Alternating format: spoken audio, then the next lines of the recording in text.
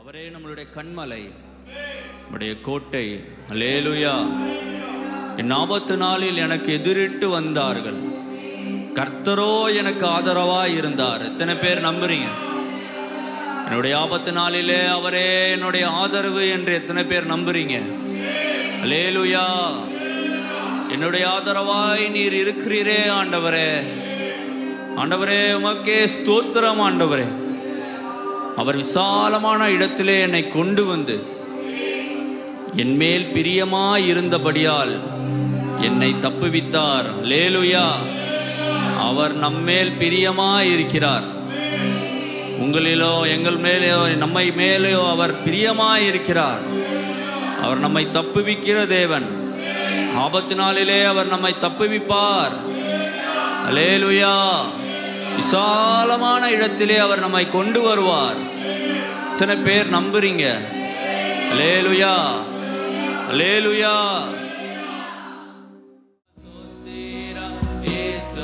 சொல்லுவோமா? வாய்களை சத்தத்தை உயர்த்தி இயேசுநாதா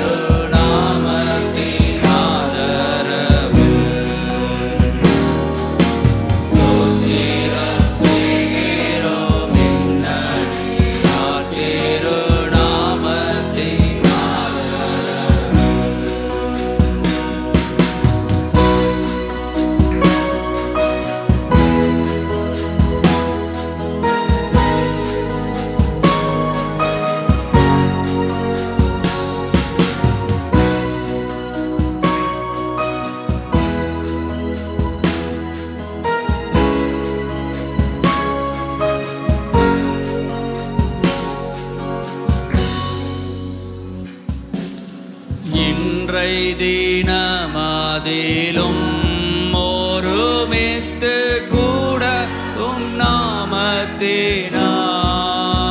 நாமத்தினால், இன்றை தினமதிலும் ஒருமித்து கூடவும் நாமத்தினால், தந்தனின் கிருபைக்காக உமக்கென்றும்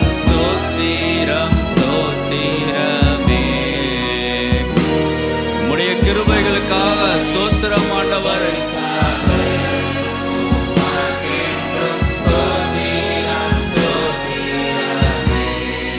சொல்லுவோமா? ஸ்தோத்திரம் இயேசுநாதா உமக்கென்றும் ஸ்தோத்திரம். உமக்கே ஆண்டவரே, உமக்கே என்று சொல்லுவோமா?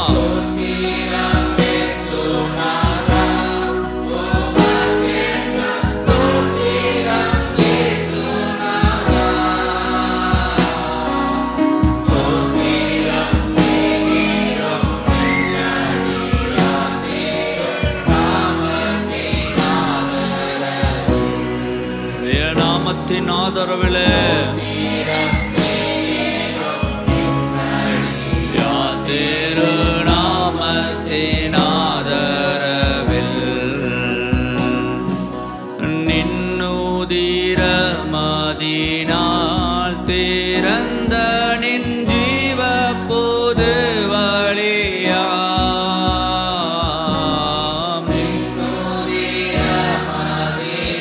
புதிய மார்க்கத்தை எங்களுக்கு உண்டு பண்ணினீரே.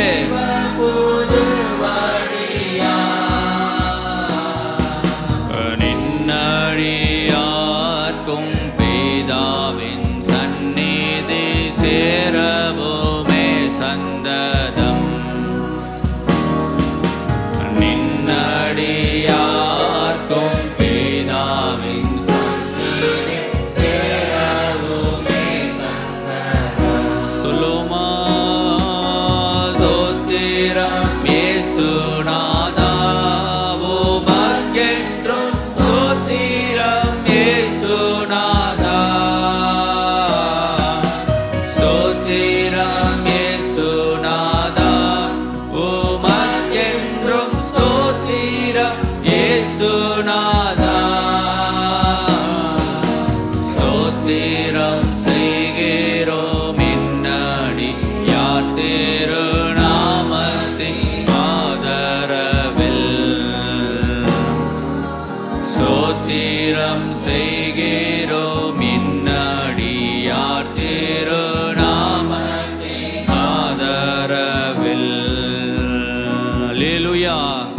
கரங்களை தட்டி மக்கே ஸ்தோத்திரம் ஆண்டவரே, மக்கே ஸ்தோத்திரம் உண்டாவதா, துதி உண்டாவதாக. நீரே கனத்திற்கும் மகிமைக்கும் பாத்திரர் ஆண்டவரே. கொண்டு வருவோம். ஆமோஸ் தீர்க்கதரிசியின் புஸ்தகம் 6ஆம் அதிகாரம் 1 வசனம். சீயோனிலே நிர்விசாரமாய் இருக்கிறவர்களும் சமாரியாவின் பர்வதத்தை நம்பிக்கொண்டிருக்கிறவர்களும் ஜாதிகளின் தலைமை எண்ணப்பட்டு இஸ்ரவேல் வம்சத்தார் தேடி வருகிறவர்களுமாகிய உங்களுக்கு ஐயோ. சீயோனிலே நிர்விசாரமாய் இருக்கிறவர்கள், சமாரியாவின் பர்வதத்தை நம்பிக்கொண்டிருக்கிறவர்கள், ஜாதிகளின் தலைமை எண்ணப்பட்டு இஸ்ரவேல் வம்சத்தார் தேடி வருகிறவர்களுமாகிய உங்களுக்கு. 2 சாமுவேல் 11ஆம் அதிகாரத்திலே சீயோனிலே நிர்விசாரமாயிருந்த ஒரு மனிதனை குறித்து நம்மால் பார்க்க முடியும். கர்த்தருடைய இருதயத்துக்கு ஏற்றவன் என்று பெயரை சம்பாதித்திருந்த பொழுதிலும் அவன் சீயோனிலே நிர்விசாரமாயிருந்து அதனுடைய பலாபலனை பின்வரும் நாட்களிலே அவன் அனுபவித்ததையும் நாம் நன்கு அறிவோம். ஆமோஸ் தீர்க்கதரிசியின் புஸ்தகம் 3ஆம் அதிகாரம் 10வது வசனத்தினுடைய முதல் பகுதியை வாசிக்கலாம். அவர்கள் செம்மையானதை செய்ய அறியாமல், அவர்கள் செம்மையானதை செய்கிறதற்கு அவர்கள் என்ன செய்யவில்லையாம், அறிந்து கொள்ளவில்லை என்று ஆவியானவர். ஏன் அவர்களுடைய நிர்விசாரத்திற்கான காரணம் என்ன? செம்மையானதை செய்கிறதுக்கு அவங்களுக்கு தெரியும், செம்மையான காரியங்கள், ஆனால் செய்கிறதுக்கு அவங்களுக்கு தெரியலை. அதுதான் கர்த்தருடைய மனக்குமுறல். மத்தேயு 24ஆம் அதிகாரம் 13வது வசனத்திலே அருமை இரட்சகர் இயேசு கிறிஸ்து சொல்லுகிறார், முடிவு பரியந்தம் நிலை நிற்பவன்தான் ரட்சிக்கப்படுவான். நான் மனம் திரும்பி இருக்கிறேன் என்று சொல்லுகிற பிள்ளைகள் கரங்களை உயர்த்தி கர்த்தரை மகிமைப்படுத்துவோமே. அல்லேலூயா. நம்முடைய அந்த மனம் திரும்புதலிலே கான்ஸ்டன்ட்டாக நாம் நிலைவரமாக தொடர்ச்சியாக அந்த மனம் திரும்புதலிலே நாம் தக்க வைத்திருக்கிறோமா என்பதுதான் ஆவியானவர் நம்மை குறித்து நம்மை நாமே ஆய்ந்து கொள்ளும்படியாக அன்புடன் வற்புறுத்துகிறார். நாம் இந்த தொடர்ச்சியான மனம் திரும்புதலிலே நாம் நம்மையே தக்க வைத்து கொண்டிருந்தால்தான் இந்த ஆவிக்குரிய தளர்ச்சியிலிருந்து, அது ஒரு பாவம், சின் என்று வேதம் கூறுகிறது. அதை குறித்து இந்த நாளிலே நம்ம சாயந்தரம் வரைக்கும் தியானிக்கலான்னு நினைக்கிறேன். கர்த்தருடைய வார்த்தைகள் அந்த அளவிற்கு அர்த்தபுஷ்டியுள்ள ஒரு வார்த்தைகளாக இருக்கிறது. கர்த்தர் நம்மை இந்த ஆவிக்குரிய அந்த தளர்ச்சியிலிருந்து நாம் எப்படி காப்பாற்றப்பட வேண்டும். நம்ம பாடணும், என் பெலனாகிய கர்த்தர் எனக்கு ஆதரவாய் இருந்தார். கர்த்தரை நாம் எப்பொழுது பெலனாய் வைத்திருக்கிறோமோ அப்பொழுதுதான் அவர் நமக்கு எதிரிட்டு வருகிறவர்கள் நம்மை விட சக்திமான்களாயிருந்தாலும் பலவான்களாயிருந்தாலும் நமக்கு கர்த்தர் ஆதரவாயிருக்கிறவர் மாத்திரமல்ல, நம்முடைய கால்கள் நடக்கக்கூடும்படிக்கு வழிகளை விசாலப்படுத்துகிறவரும் அவர் ஒருவர்தான். அப்படி என்றால் நாம் இந்த மனம் திரும்புதலை எந்த அளவிற்கு நாம் தொடர்ச்சியாக தக்க வைத்து கொள்ள வேண்டும். 1 ராஜாக்கள் 11ஆம் அதிகாரம் 4வது வசனம் முதல் 6ஆம் வசனம் வரைக்கும் வாசிக்கலாம். அங்கே ஒரு மனிதனை குறித்து ஆவியானவர் நமக்கு எச்சரிப்பாக சொல்லுகிறார். சாலமோன் வயது சென்றபோது மனைவிகள் அவன் இருதயத்தை அந்நிய தேவர்களை பின்பற்றும்படி சாய பண்ணினார்கள். அதனால் அவனுடைய இருதயம் அவன் தகப்பனாகிய எதினால் கர்த்தரே தேவன் என்று அறிக்கையிட்ட இந்த மனிதன் அந்நிய தேவர்களை பின்பற்றும்படி சாய்ந்து விட்டான். தன்னுடைய அந்த மனம் திரும்புதலிலே அவன் நிலைத்திருக்கவில்லை. அதனால் அவனுடைய இருதயம் போல தேவனாகிய கர்த்தரோடே உத்தமமாய் இருக்கவில்லை. இல்லை என்பதுதான். உத்தமத்திலே அவன் குறைவுபட்டிருக்கிறான் என்பதாக கர்த்தர் இந்த பகுதியிலே அவனை குறித்து எழுதி வைத்திருக்கிறார்.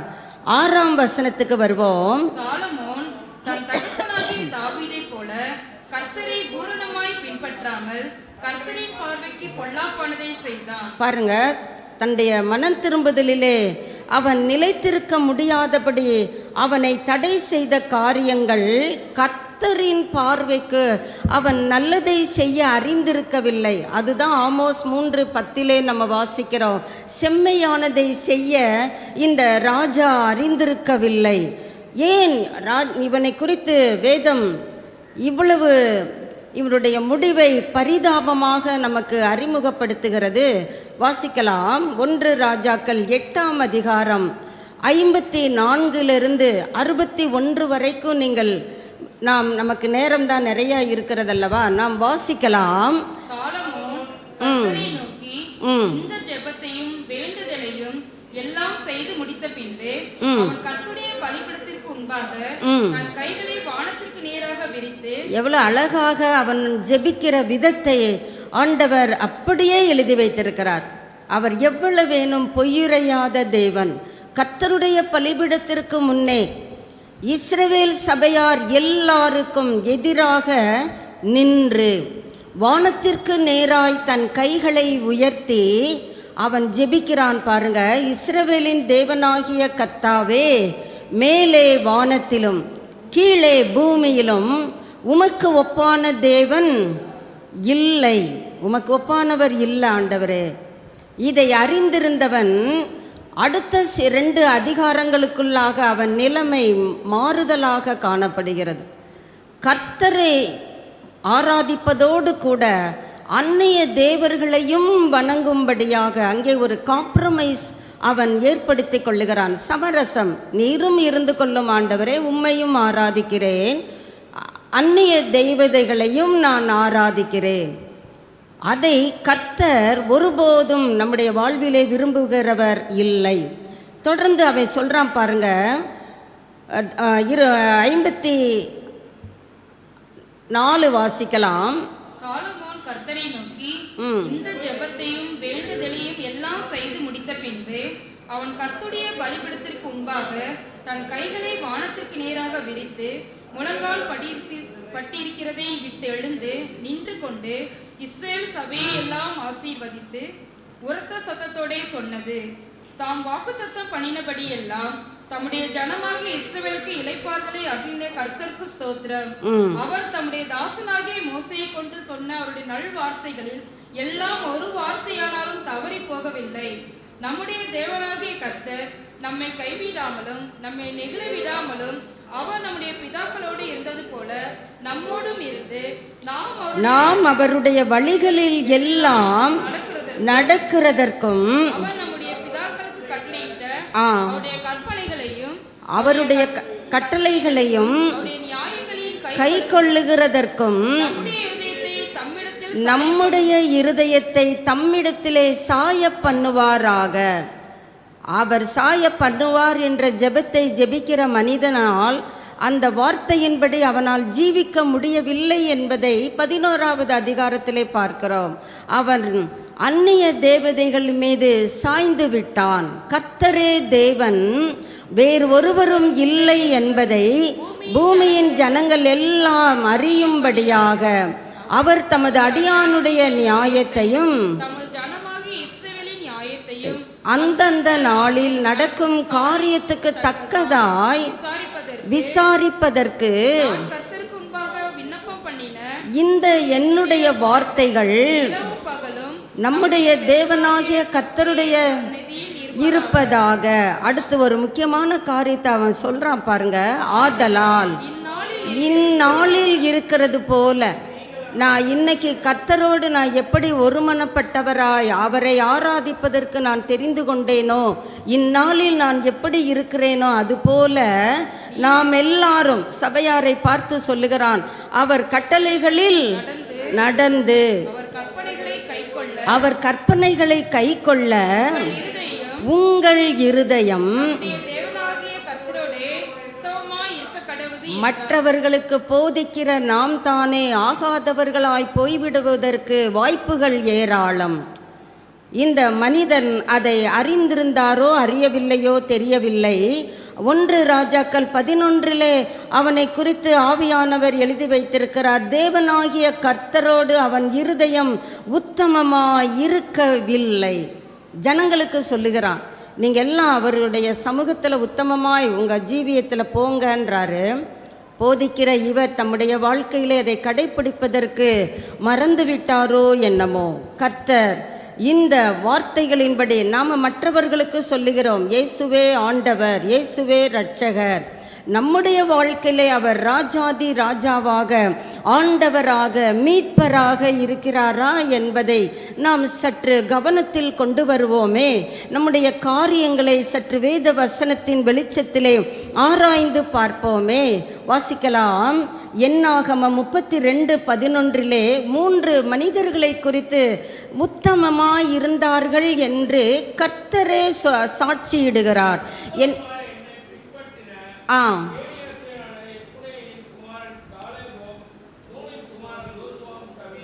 பாருங்க, 2 மனிதர்களுடைய பெயரை அவர் சொல்லுவதற்கு வெட்கப்படவில்லை. இந்த மனிதர்களுடைய தேவன் நான் என்று அறிக்கையிடுவதற்கு கர்த்தருக்கு வெட்கம் இல்லை. காரணம், அவர்கள் தேவனை எப்படி பின்பற்றினார்களாம்? உத்தமமாய் என்னை பின்பற்றின. ஒருவேளை ஞாபக புஸ்தகத்திலே நம் ஒவ்வொருவரை குறித்து, என்னை குறித்து, உங்களை குறித்து நாம் உத்தமமாய் கர்த்தரை பின்பற்றுகிறோமா என்று ஆவியானவர் எழுதுவாரா? யோசித்து பார்ப்போம். வாசிக்கலாம். 12வது வசனத்துக்கு வருவோம். எகிப்திலிருந்து வந்தவர்களில் 20 வயது முதல் அதற்கு மேற்பட்ட மனிதர்களில் ஒருவரும் என்னை உத்தமமாய் பாருங்க, அவருடைய மக்களுடைய அந்த உத்தம ஜீவியத்தை 20 வயதுக்கு மேற்பட்ட பிள்ளைகளிடத்திலே இன்றைக்கு வாக்கு அளிக்கக்கூடிய வயது எது என்றால் 18 என்று சொல்லுகிறார்கள்.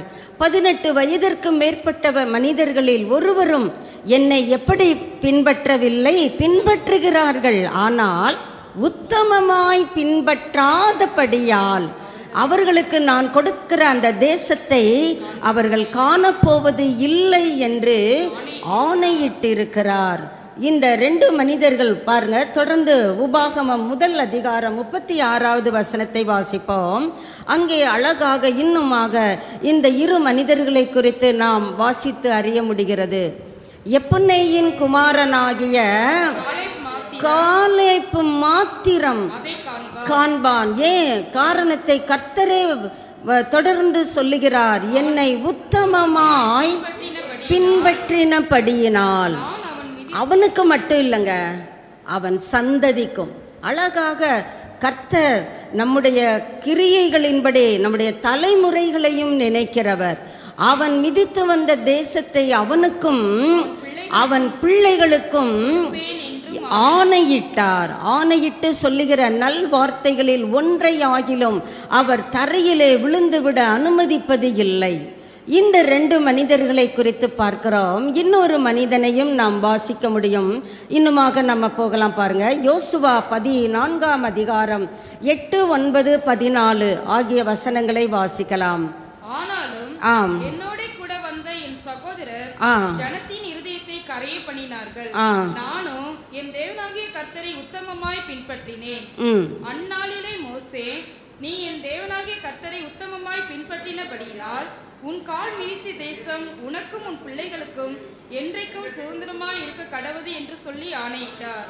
இப்போ வாசிக்கலாம். 1 நாளாகமம்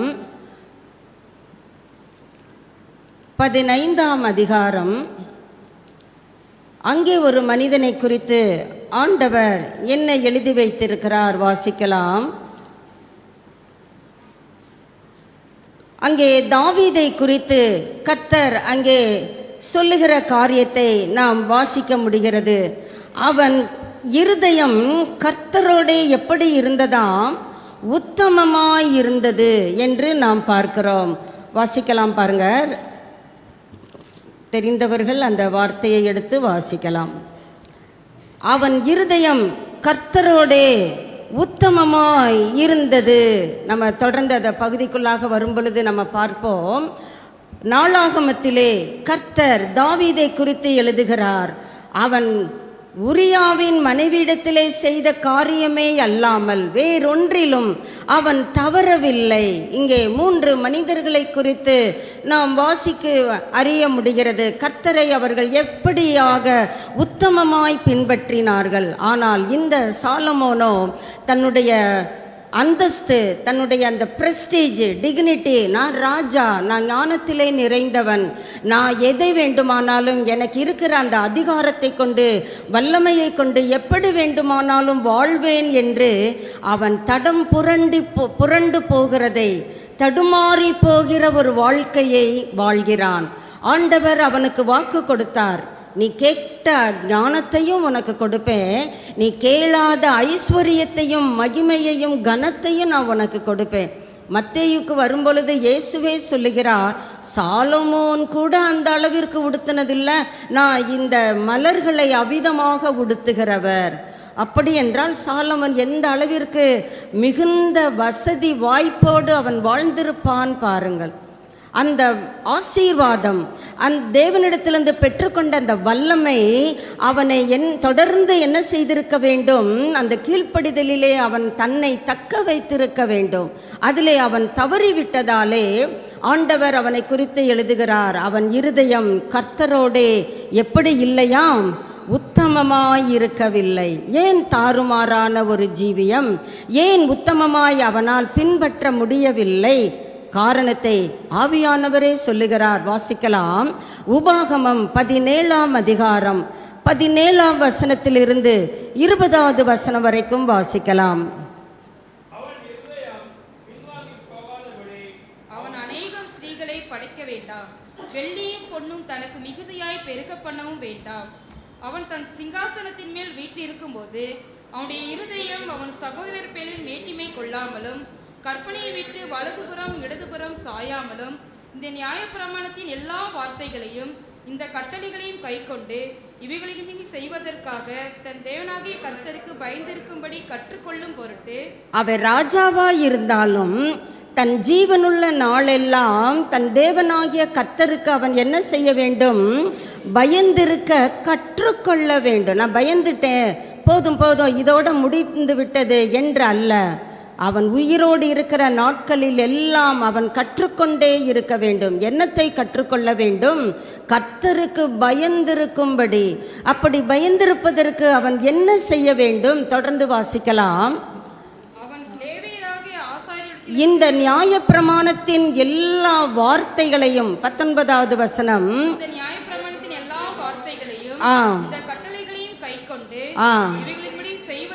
இவைகளின்படி செய்வதற்காக பயந்திருக்க வேண்டும். எதற்கு பயந்திருக்க வேண்டும்? Trembling before God's presence. சும்மா நடுங்கிக் கொண்டே இருக்கிறதா? அல்ல.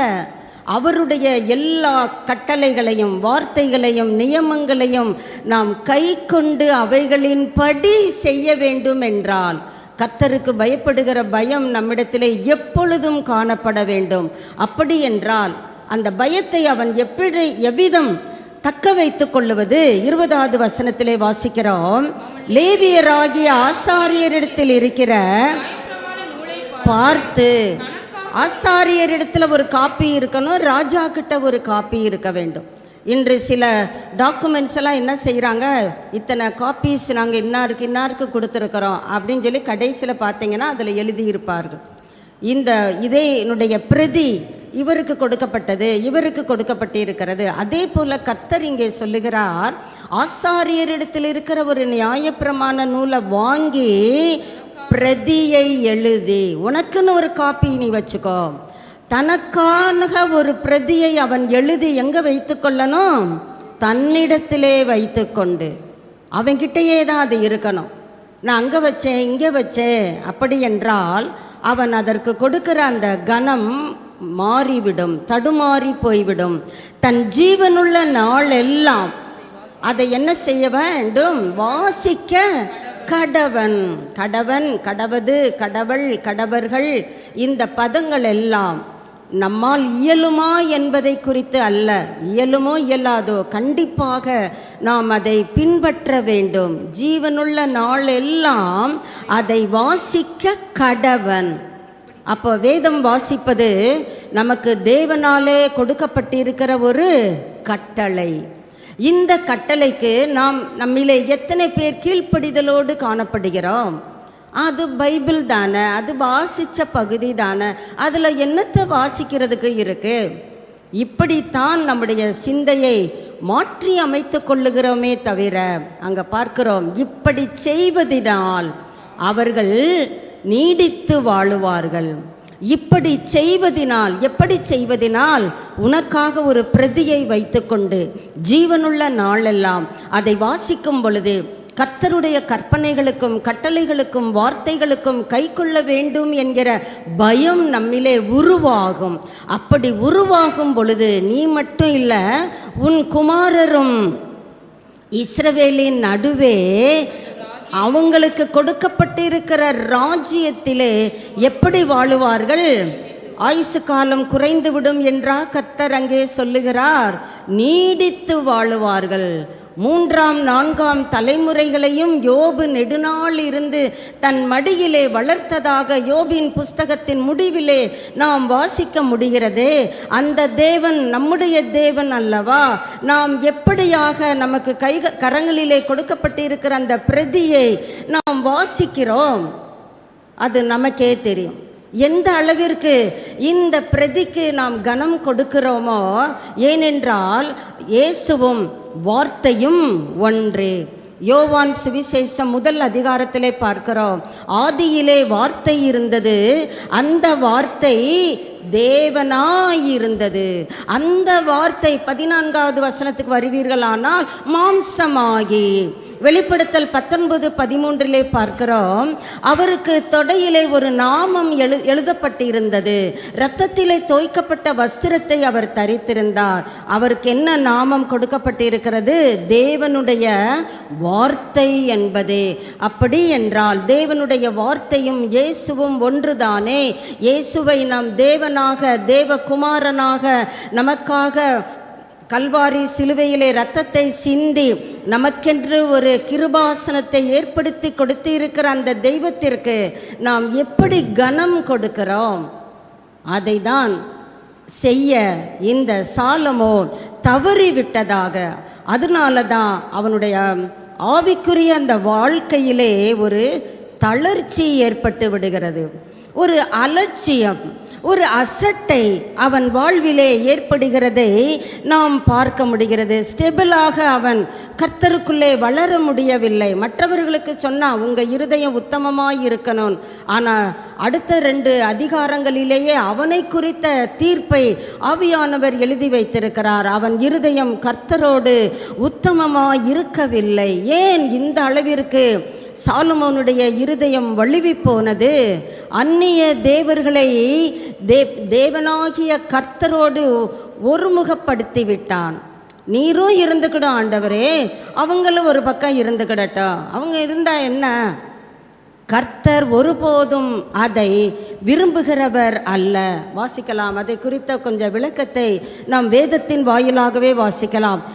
யாத்திராகமம் 20ஆம் அதிகாரம் 2 முதல் 6 வசனங்கள் வரை வாசிக்கலாம். உன்னை அடிமைத்தன வீடாகிய எகிப்து தேசத்திலிருந்து புறப்பட பண்ணின உன் தேவனாகிய கர்த்தர், நான் சொல்லல, நானே, என்னை அன்றி வேண்டாம் சொன்னா ராஜா சாலமோன் என்ன பண்ணாரு? வேண்டும் என்றார். கர்த்தர் சொல்றாரு, என்னை அல்லாமல் உனக்கு வேறே தேவர்கள் இருக்க படாது. வாசிக்கலாம். அழகாக சொல்லுகிறார், மேலே வானத்திலும். ஏன்னா இந்த மனுக்குலம் ஒரு இடி இடிச்சா பயப்படுகிற மனுக்குலம், ஒரு ஓங்கி மின்னல் அடித்தா நடுங்குகிற மனுக்குலம். அதனால் டக்குன்னு என்ன பண்ணுவாங்க? அந்த இடியையும் மின்னலையும் ஆராதிக்க தொடங்கி விடுவார்கள். கர்த்தர் சொல்லுகிறார், மேலே வானத்திலும் கீழே பூமியிலும். ஒருவேளை பூமிக்கு கீழே நீ எதையுமே என்ன பண்ணக்கூடாது? ஒரு சொரூபத்தை ஆகிலும் ஒரு விக்கிரகத்தை ஆகிலும் உனக்கு உண்டாக்க வேண்டாம். காரணம், நானே கர்த்தர். இந்த 10 கட்டளைகளிலே வருகிற இந்த முதல் கற்பனையையே சாலமோன் அங்கே என்ன செய்து விடுகிறான்? பிரேக் பண்ணி விடுகிறான், மாற்றி போட்டு விடுகிறான், அவமதித்து விடுகிறான். ஏன் ஆண்டவர் இந்த கற்பனையை முதலாவதாக வைத்திருக்கிறார்? 2, 3, 4 என்று பின்னாலே கொண்டு வந்திருக்கலாமே. காரணமாகத்தான் கர்த்தர் அந்த கற்பனையை முதலாவதாக வைக்கிறார். ஏனென்றால் கர்த்தரை மாத்திரம்தான் நம்முடைய கண்கள் நோக்கிக் கொண்டே இருக்க வேண்டும். கர்த்தரை மாத்திரம்தான், அவர் ஒருவர் தான் பரிசுத்தர். அவருடைய பரிசுத்தத்தை நம்முடைய வாழ்விலே விளங்க பண்ண வேண்டும் என்றால், அவரை போல உத்தமமாய் நாமும் காணப்பட வேண்டும் என்றால் நம்முடைய கண்கள் அவர் மீதே பதித்திருக்க வேண்டும்.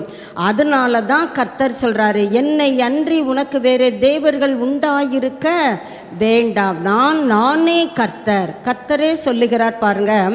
தொடர்ந்து நம்ம பார்க்கலாம். உபாகமம் 6ஆம் அதிகாரம் 4வது வசனத்தை வாசிக்கலாம்.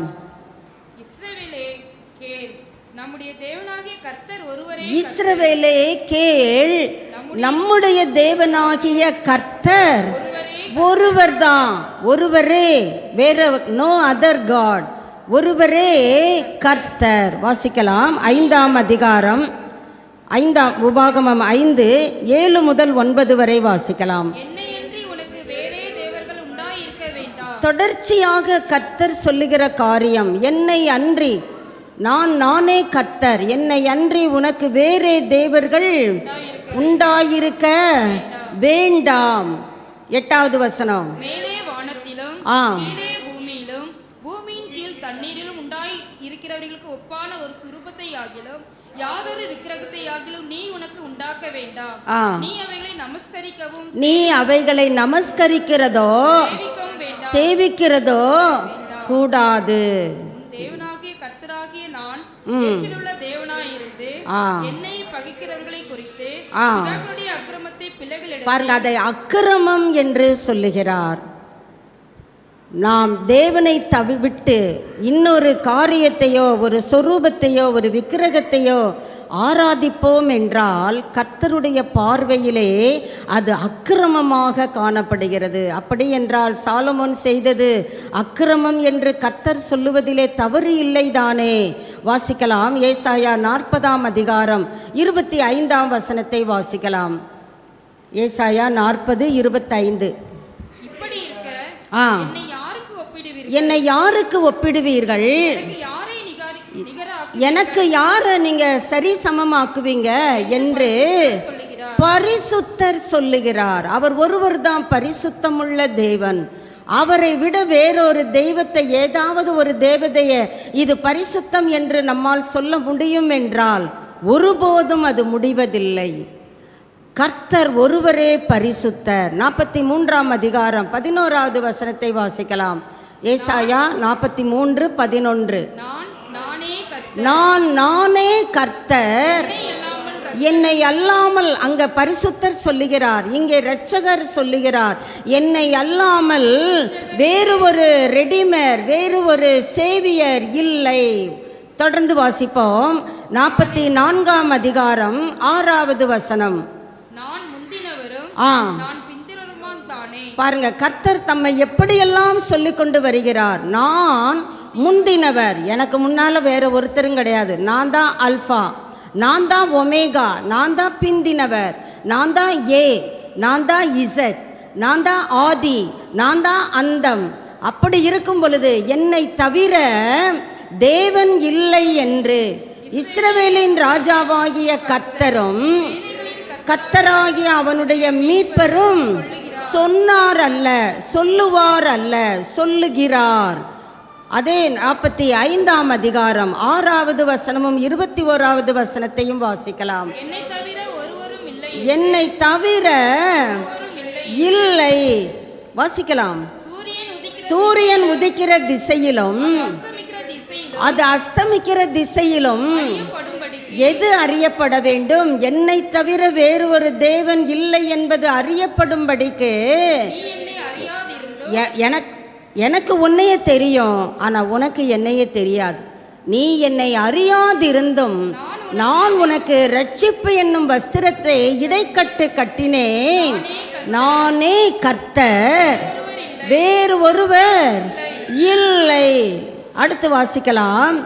21வது வசனத்துக்கு வருவோம். நீங்கள் தெரிவிக்கும்படி சேர்ந்து ஆ ஏகமாய் யோசனை பண்ணுங்கள். ஆ இதை பூர்வ காலம் முதற்கொண்டு விளங்க பண்ணி ஆ அந்நாள் துவக்கி இதை அறிவித்தவர் யார்?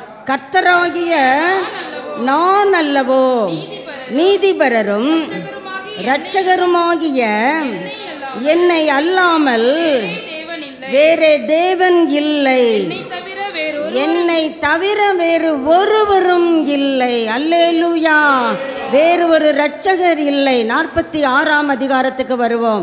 5 முதல் 8 வரை வாசிக்கலாம். யாருக்கு என்னை சாயலும் சமமாக்கி, யாருக்கு என்னை சமமாக்குவீர்கள்? ஆனா சாலமோன் தன்னுடைய தேவாதி தேவனை அந்நிய தேவர்களுக்கு சமமாக்கி விட்டான்.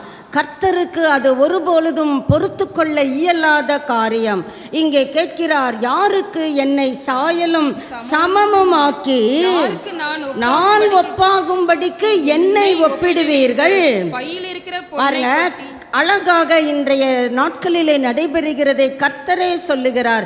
பையில் இருக்கிற பொன்னை கொட்டி தராசில் நிறுத்து, கூலி பொருத்தி கொள்ளுகிறார்கள். அவன் என்ன செய்கிறான்? அந்த வெள்ளி பொன்னை கொண்டு ஒரு தெய்வத்தை உண்டாக்குகிறான்.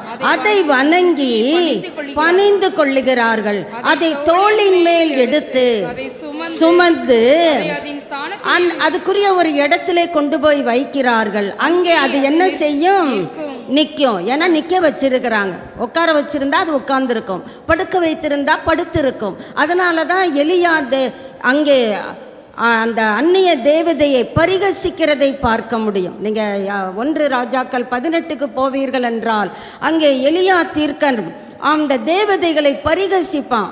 கூப்பிடுங்கப்பா, நல்லா கூப்பிடுங்க. அவன் டாய்லெட் போயிருப்பான், அவன் ஏதாவது ஜாபில் உட்காந்துருப்பான், கூப்பிடுங்க, நல்லா கூப்பிடுங்க, சாயந்தரம் வரை கூப்பிடுறீங்களே, பரிகசிக்கிறான். கர்த்தர் இங்கே அழகாக சொல்லுகிறார் பாருங்க, அங்கே அது நிற்கும், தன் இடத்தை விட்டு. அது எங்க அசைய போகுது? அதுக்கு உயிர் இல்லையே, அசையாது. ஒருவன் அதை நோக்கி கூப்பிட்டால் அது மறு உத்தரவு கொடுக்குமோ? கொடுக்கிறது இல்லை. அவன் இக்கட்டை நீக்கி அவனை ரட்சிக்கிறதும் இல்லை. இதை நினைத்து நீங்க எப்படி இருங்க? குழந்தைகளாயிராதேயுங்கள், புருஷராயிருங்கள். பாதகரே மனதில் வையுங்கள். அந்த இடத்துல கர்த்தர் மனுஷரேன்னு சொல்லல பாருங்க, பாதகரே. எப்படி என்ன போய் அந்த தேவதைகளுக்கு நீங்க ஒப்பிட முடியும்? நானே கர்த்தர் அல்லவா? இன்னும் வாசிக்கலாம். வெளிப்படுத்தலுக்கு வருவோம். 1 அதிகாரம் 11-17 வாசிக்கலாம். அது நான் அல்பாவும் ஒமேகாவும் முந்தினவரும் பிந்தினவருமாய் இருக்கிறேன். இருந்தேன் அல்ல, இருக்கிறேன் என்பவர். இங்கே 17க்கு வருவோம். நான் அவரை கண்டபோது செத்தவனை போல அவருடைய பாதத்தில் விழுந்தேன். அப்பொழுது அவர், இந்த யோவான் இயேசுவின் மார்பிலே சாய்ந்தவன். இவனுக்கு இயேசுவை நன்கு பரிச்சயமான ஒரு நபர். ஆனால் இப்பொழுது இயேசுவை எப்படி பார்க்கிறான்? தேவாதி தேவனாக அவன் பார்க்கும் பொழுது அவன் என்ன பண்ணுகிறான்? அவன் நிலைமை செத்தவனை போல. அப்போ இயேசு கிறிஸ்து எந்த அளவிற்கு பரிசுத்தம் நிறைந்தவர், சர்வ சக்தி படைத்தவர், யெகோவா ஜூரி, நம்முடைய கண்மலையான தெய்வம். அதை தான் நம்ம பாடணும். அடைக்கலம், கோட்டை, பலத்த துருகம், உயர்ந்த அடைக்கலம், எனக்கு அவர் ஆதரவாளர், எல்லாம் பாடுகிறோம். அது 100க்கு 100 உண்மை. அவரே சொல்லுகிறார் பாருங்க, நான் அல்பாவும் ஒமேகாவும் முந்தினவரும் பிந்தினவருமாயிருக்கிறேன். அவரை பார்த்த உடனே யோவான், இயேசுவே உம்மை பார்க்கிறது எவ்வளோ சந்தோஷமாக இருக்கு, அப்படித்தானே சொல்லி இருந்திருக்க வேண்டும். ஆனால் நிலைமை சற்று வேறுபட்ட நிலையில் அல்லவா காணப்படுகிறது. செத்தவனைப் போல அவன் என்ன செய்கிறான்? பாதத்திலே விழுந்து விடுகிறான். வாசிக்கலாம்.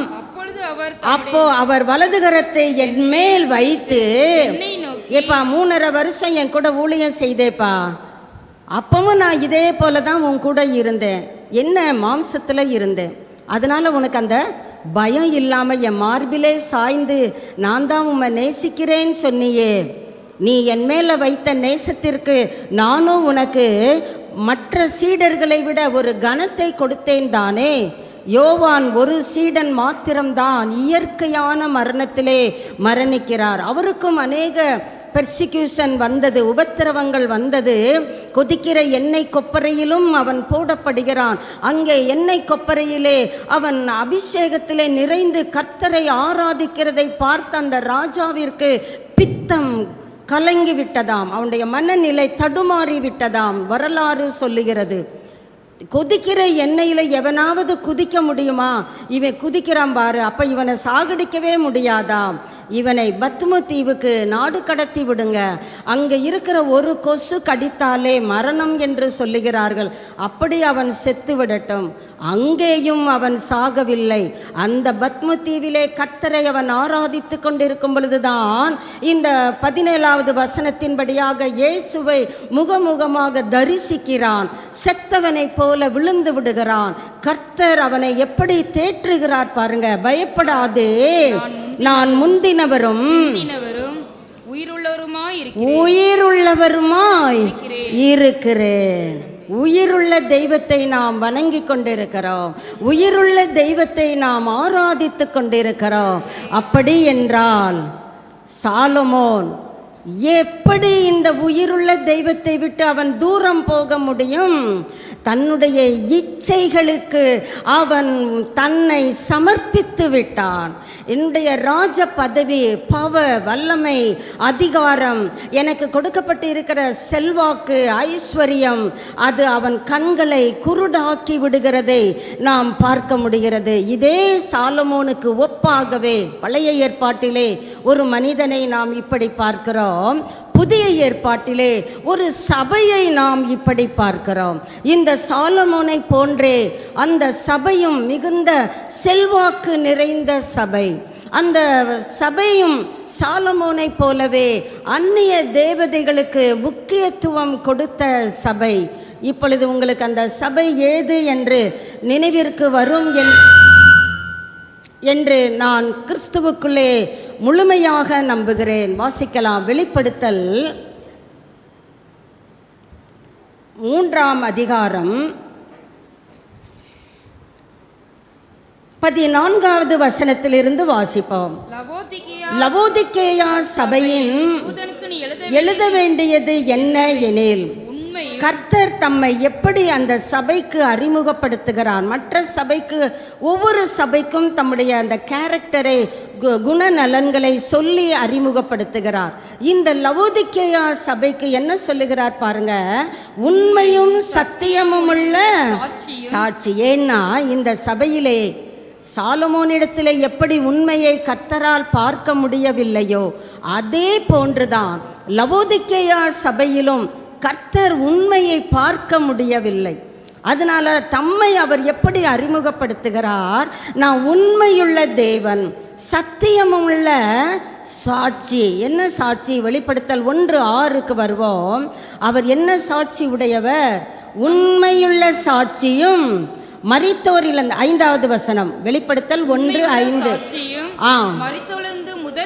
மரித்தோரிலிருந்து முதற் பிறந்தவரும் பூமியின் ராஜாக்களுக்கு அதிபதியுமாகிய இயேசு கிறிஸ்து. இயேசு கிறிஸ்துவுக்கு அங்க கொடுக்கப்படுகிற காரியம் உண்மையுள்ள சாட்சி. பூமியின் ராஜாக்களுக்கெல்லாம் அவர் அதிபதி, மரித்தோரிலிருந்து எழுந்த முதற் பேரானவர், உண்மையும் சத்தியமும் உள்ள சாட்சி, தேவனுடைய சிருஷ்டிக்கு ஆதியுமாயிருக்கிற ஆமேன் என்பவர். இவரை குறித்து 2 கொரிந்தியர் 1:20 நம்ம பார்க்க முடியும். பாருங்க, அவர் ஆம் என்றும் அல்ல என்றும் இராமல். நம்மள மாதிரி ஒரு நேரம் ஆமான்னு சொல்லுவோம், ஒரு நேரம் இல்லை இல்லை அப்படின்னுவோம். ஆனால் ஆண்டவர் அப்படி அல்ல, எப்பவுமே ஆமான் தான் சொல்லுகிறவர். ஆம் என்றும் அல்ல என்றும் இராமல், ஆம் என்றும் ஆமேன் என்றும் அவர் தம்மை அழைக்கிறவர். அந்த நாமத்தை குறித்து உண்மையில்லாத லவோதிக்கேயா சபைக்கு தம்மை எப்படி அறிமுகப்படுத்துகிறார்? லெட் இட் பி சோ, ஆமேன் என்பவர். நான் பரிசுத்தம் நிறைந்தவர், ஆமேன். நான் கிருபை மிகுந்தவர், ஆமேன். நான் இரக்கம் மிகுந்தவர், ஆமேன். நான் மனுக்குலத்திற்காக இன்றும் பிதாவிடத்திலே பரிந்து பேசிக்கொண்டிருக்கிறவர், ஆமேன். இப்படியாக நாம் இயேசுவை ஆமேன் என்பவர் என்று நாம் அழைப்பதிலே தவறு ஏதுமில்லை. அவரே சொல்லுகிறார், நான் ஆதியுமாயிருக்கிற ஆமேன் என்பவர். இப்போதான் விஷயத்துக்கு வருகிறார். உன் கிரியைகளை, ஐ நோ தை ஒர்க்ஸ், உன் கிரியைகளை எல்லாம் நான் பார்த்து கொண்டு இருக்கிறேன், உன் கிரியைகளை அறிந்திருக்கிறேன். நீ எப்படி கிடையாது, ஒன்று குளிராயிரு, குளிரும் இல்லை, நீ குளிர்ச்சி கிடையாது, நீ அனலும் அல்ல. சொல்லுகிறார், நீ அனலாயாவது ஏதாவது ஒன்றாயிருப்பா, ஒன்று குளிர்ச்சியாயிரு இல்லைன்னா அனலாயிரு, ரெண்டுமா இல்லாமல் நீ எப்படி இருக்கிற, வெது வெதுப்பாய் இருக்கிறாய். இந்த வெது வெதுப்பை கர்த்தர் ஒரு பொழுதும் ஏற்றுக்கொள்ளுகிறவர் அல்ல. சாலமோனை நீங்கள் அப்படியே மனதிலே தியானித்து கொண்டே இருங்கள். இந்த லவோதிக்கேயா சபையும் பழைய ஏற்பாட்டிலே சாலமோனும் கிட்டத்தட்ட ஒரே சாயலிலே காணப்படுகிறார்கள். இந்த லவோதிக்கேயா சபையை வரலாற்றிலே வாசித்து பார்த்தால் பல மணி நேரங்கள் நாம் அதை குறித்து பேச முடியும். மிகவும் வெல்த்தியான ஒரு சிட்டி. அங்கே மெடிக்கல் ஸ்கூல் அந்த நாட்களிலேயே பிரபலமாக இந்த லவோதிக்கேயாவிலே இருந்ததாக வரலாறு சொல்லுகிறது. நம்ம இன்னைக்கு நினைக்கிறோம் நீட் தேர்வு எழுதினாதான் நமக்கு மெடிக்கலில் சீட்டு கிடைக்கும். இல்லைங்க, அன்னைக்கே அந்த மெடிக்கல் ஸ்கூலில் நம்ம பிள்ளைக்கு இடம் கிடைக்குமான்னு சொல்லி பெற்றோர்கள் மிகுந்த பிரயத்தனம் பண்ணுவார்களாம். எப்படியாவது லவோதிக்கேயாவிலே இருக்கிற மெடிக்கல் ஸ்கூலிலே என் பிள்ளை படிக்க வேண்டும். ஏனென்றால் அங்கு அந்த அளவிற்கு மருத்துவ ஞானம் போதிக்கப்படுமா. அங்கே படிக்கிற மாணாக்கர்களுக்கு ஒரு தனி மதிப்பு, எங்கே போனாலும் தனி மதிப்பாம். அதனாலேயே மாணவர்களும் சரி பெற்றோர்களும் சரி இந்த லவோதிக்கேயாவில் இருக்கிற அந்த மெடிக்கல் ஸ்கூலிலே நான் கல்வி கற்க வேண்டும், நான் தான் கற்கணும்னு ஆசைப்பட்டேன், முடியலை, என் பிள்ளையையாவது அங்கே படிக்க வைத்து விட வேண்டும் என்று மும்முனைப்பாக ஈடுபடுகிறவர்களும் உண்டு. அந்த அளவிற்கு இந்த லவோதிக்கேயா பட்டணம் மிக மிக வசதி வாய்ப்புகள் நிறைந்த பட்டணம். ரிசோர்சஸ், இயற்கை கனிம வளங்கள் மிகவும் அதிகமாய் கொண்ட பட்டணம். இயேசு கிறிஸ்து பிறப்பிற்கு பிறகு 70-60 ஆண்டுகளிலே இந்த லவோதிக்கேயாவிலே ஒரு பூமி அதிர்ச்சி ஏற்பட்டதாம். அந்த பூமி அதிர்ச்சியிலே கிட்டத்தட்ட அந்த எல்லா, இப்போ நம்ம எப்படி வயநாடை குறித்து நம்ம வேதனைப்படுகிறோம், அப்போது நாம் என்ன செய்கிறோம், அடுத்த தேசங்களிலிருந்து அங்கே உதவிகளை அனுப்புகிறோம். அப்படி லவோதிக்கேயாவிற்கு மற்றவர்கள் என்ன செய்தார்களாம், நாங்கள் உதவுகிறோம். இந்த லவோதிக்கேயா போல்டாக ரிஜெக்ட் பண்ணி விட்டதாம். உங்கள் உதவியெல்லாம் எங்களுக்கு தேவையில்லை, ஏன், நாங்கள் விழுந்தோம் எழுந்து நிற்போம். அந்த அளவிற்கு அவர்களிடத்திலே செல்வம் குவிந்து கிடந்ததாம். இயற்கை வளங்கள் எண்ணிக்கைக்கு மேலான அளவிலே குவிந்து கிடந்ததாம். அதனால் அவங்க எந்த நாட்டையுமே அவங்க எதிர்பார்க்கலை.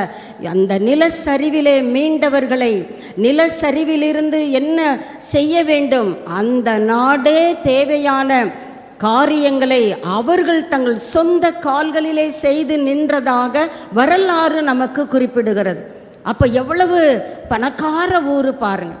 கர்த்தர் நம்மை வாழ்ந்திருக்க பண்ணும் பொழுதுதான் நம்முடைய ஒரிஜினாலிட்டி வெளியே வரும். சாலமோன் கேட்கல, ஞானத்தை தான் கேட்டார். ஆனால் ஆண்டவர் அவனுக்கு எதை கொடுக்கிறார்? 1 ராஜாக்கள் 10ஆம் அதிகாரத்துக்கு வருவோம். அவன் கேட்காததெல்லாம் கொடுத்தாரு. அவன் ஊர் எப்படி இருந்துச்சுன்னு நம்ம பார்க்குறோம். 1 ராஜாக்கள் 10ஆவது அதிகாரத்திலே வாசிக்கலாம். எடுத்தவர்கள் வாசிக்கலாம்.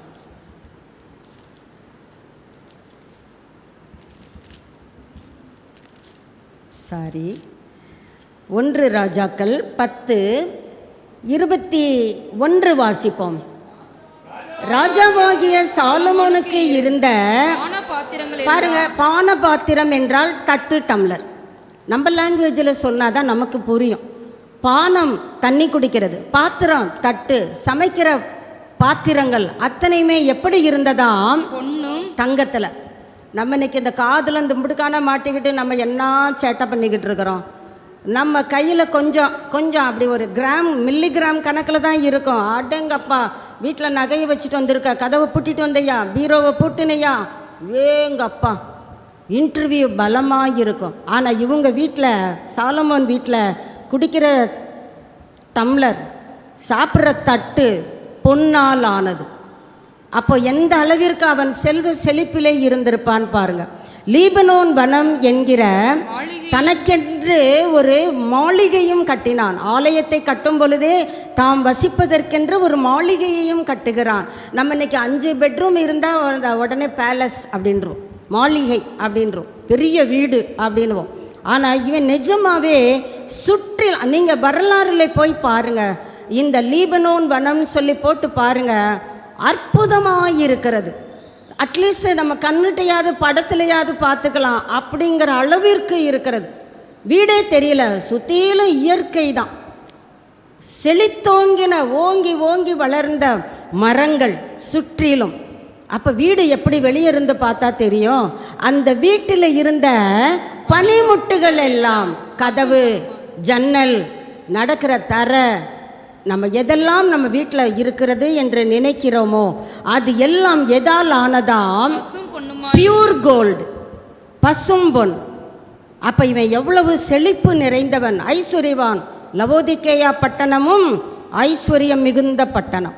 கிட்டத்தட்ட சாலமோன் ஒரு தனிநபர் ஆகட்டும், ஒரு சபை ஆகட்டும், செல்வ செழிப்பிலே கர்த்தர் நம்மை வைத்திருப்பார் என்றால் நாம் அல்லேலூயா என்று சொல்லி இன்னும் ஆழத்திலே கர்த்தரை நேசிக்க வேண்டும் என்பதைத்தான் பரலோகம் நம்மிலே எதிர்பார்க்கிறதே தவிர, அந்த வாழ்ந்திருக்கும் பொழுது கர்த்தரை புறம் தள்ளுகிற நிலைமை நமக்கு வேண்டாம் என்பதற்குத்தான் சாலமோனை, லவோதிக்கேயா சபையை எச்சரிப்பாக கர்த்தர் வைத்திருக்கிறார்.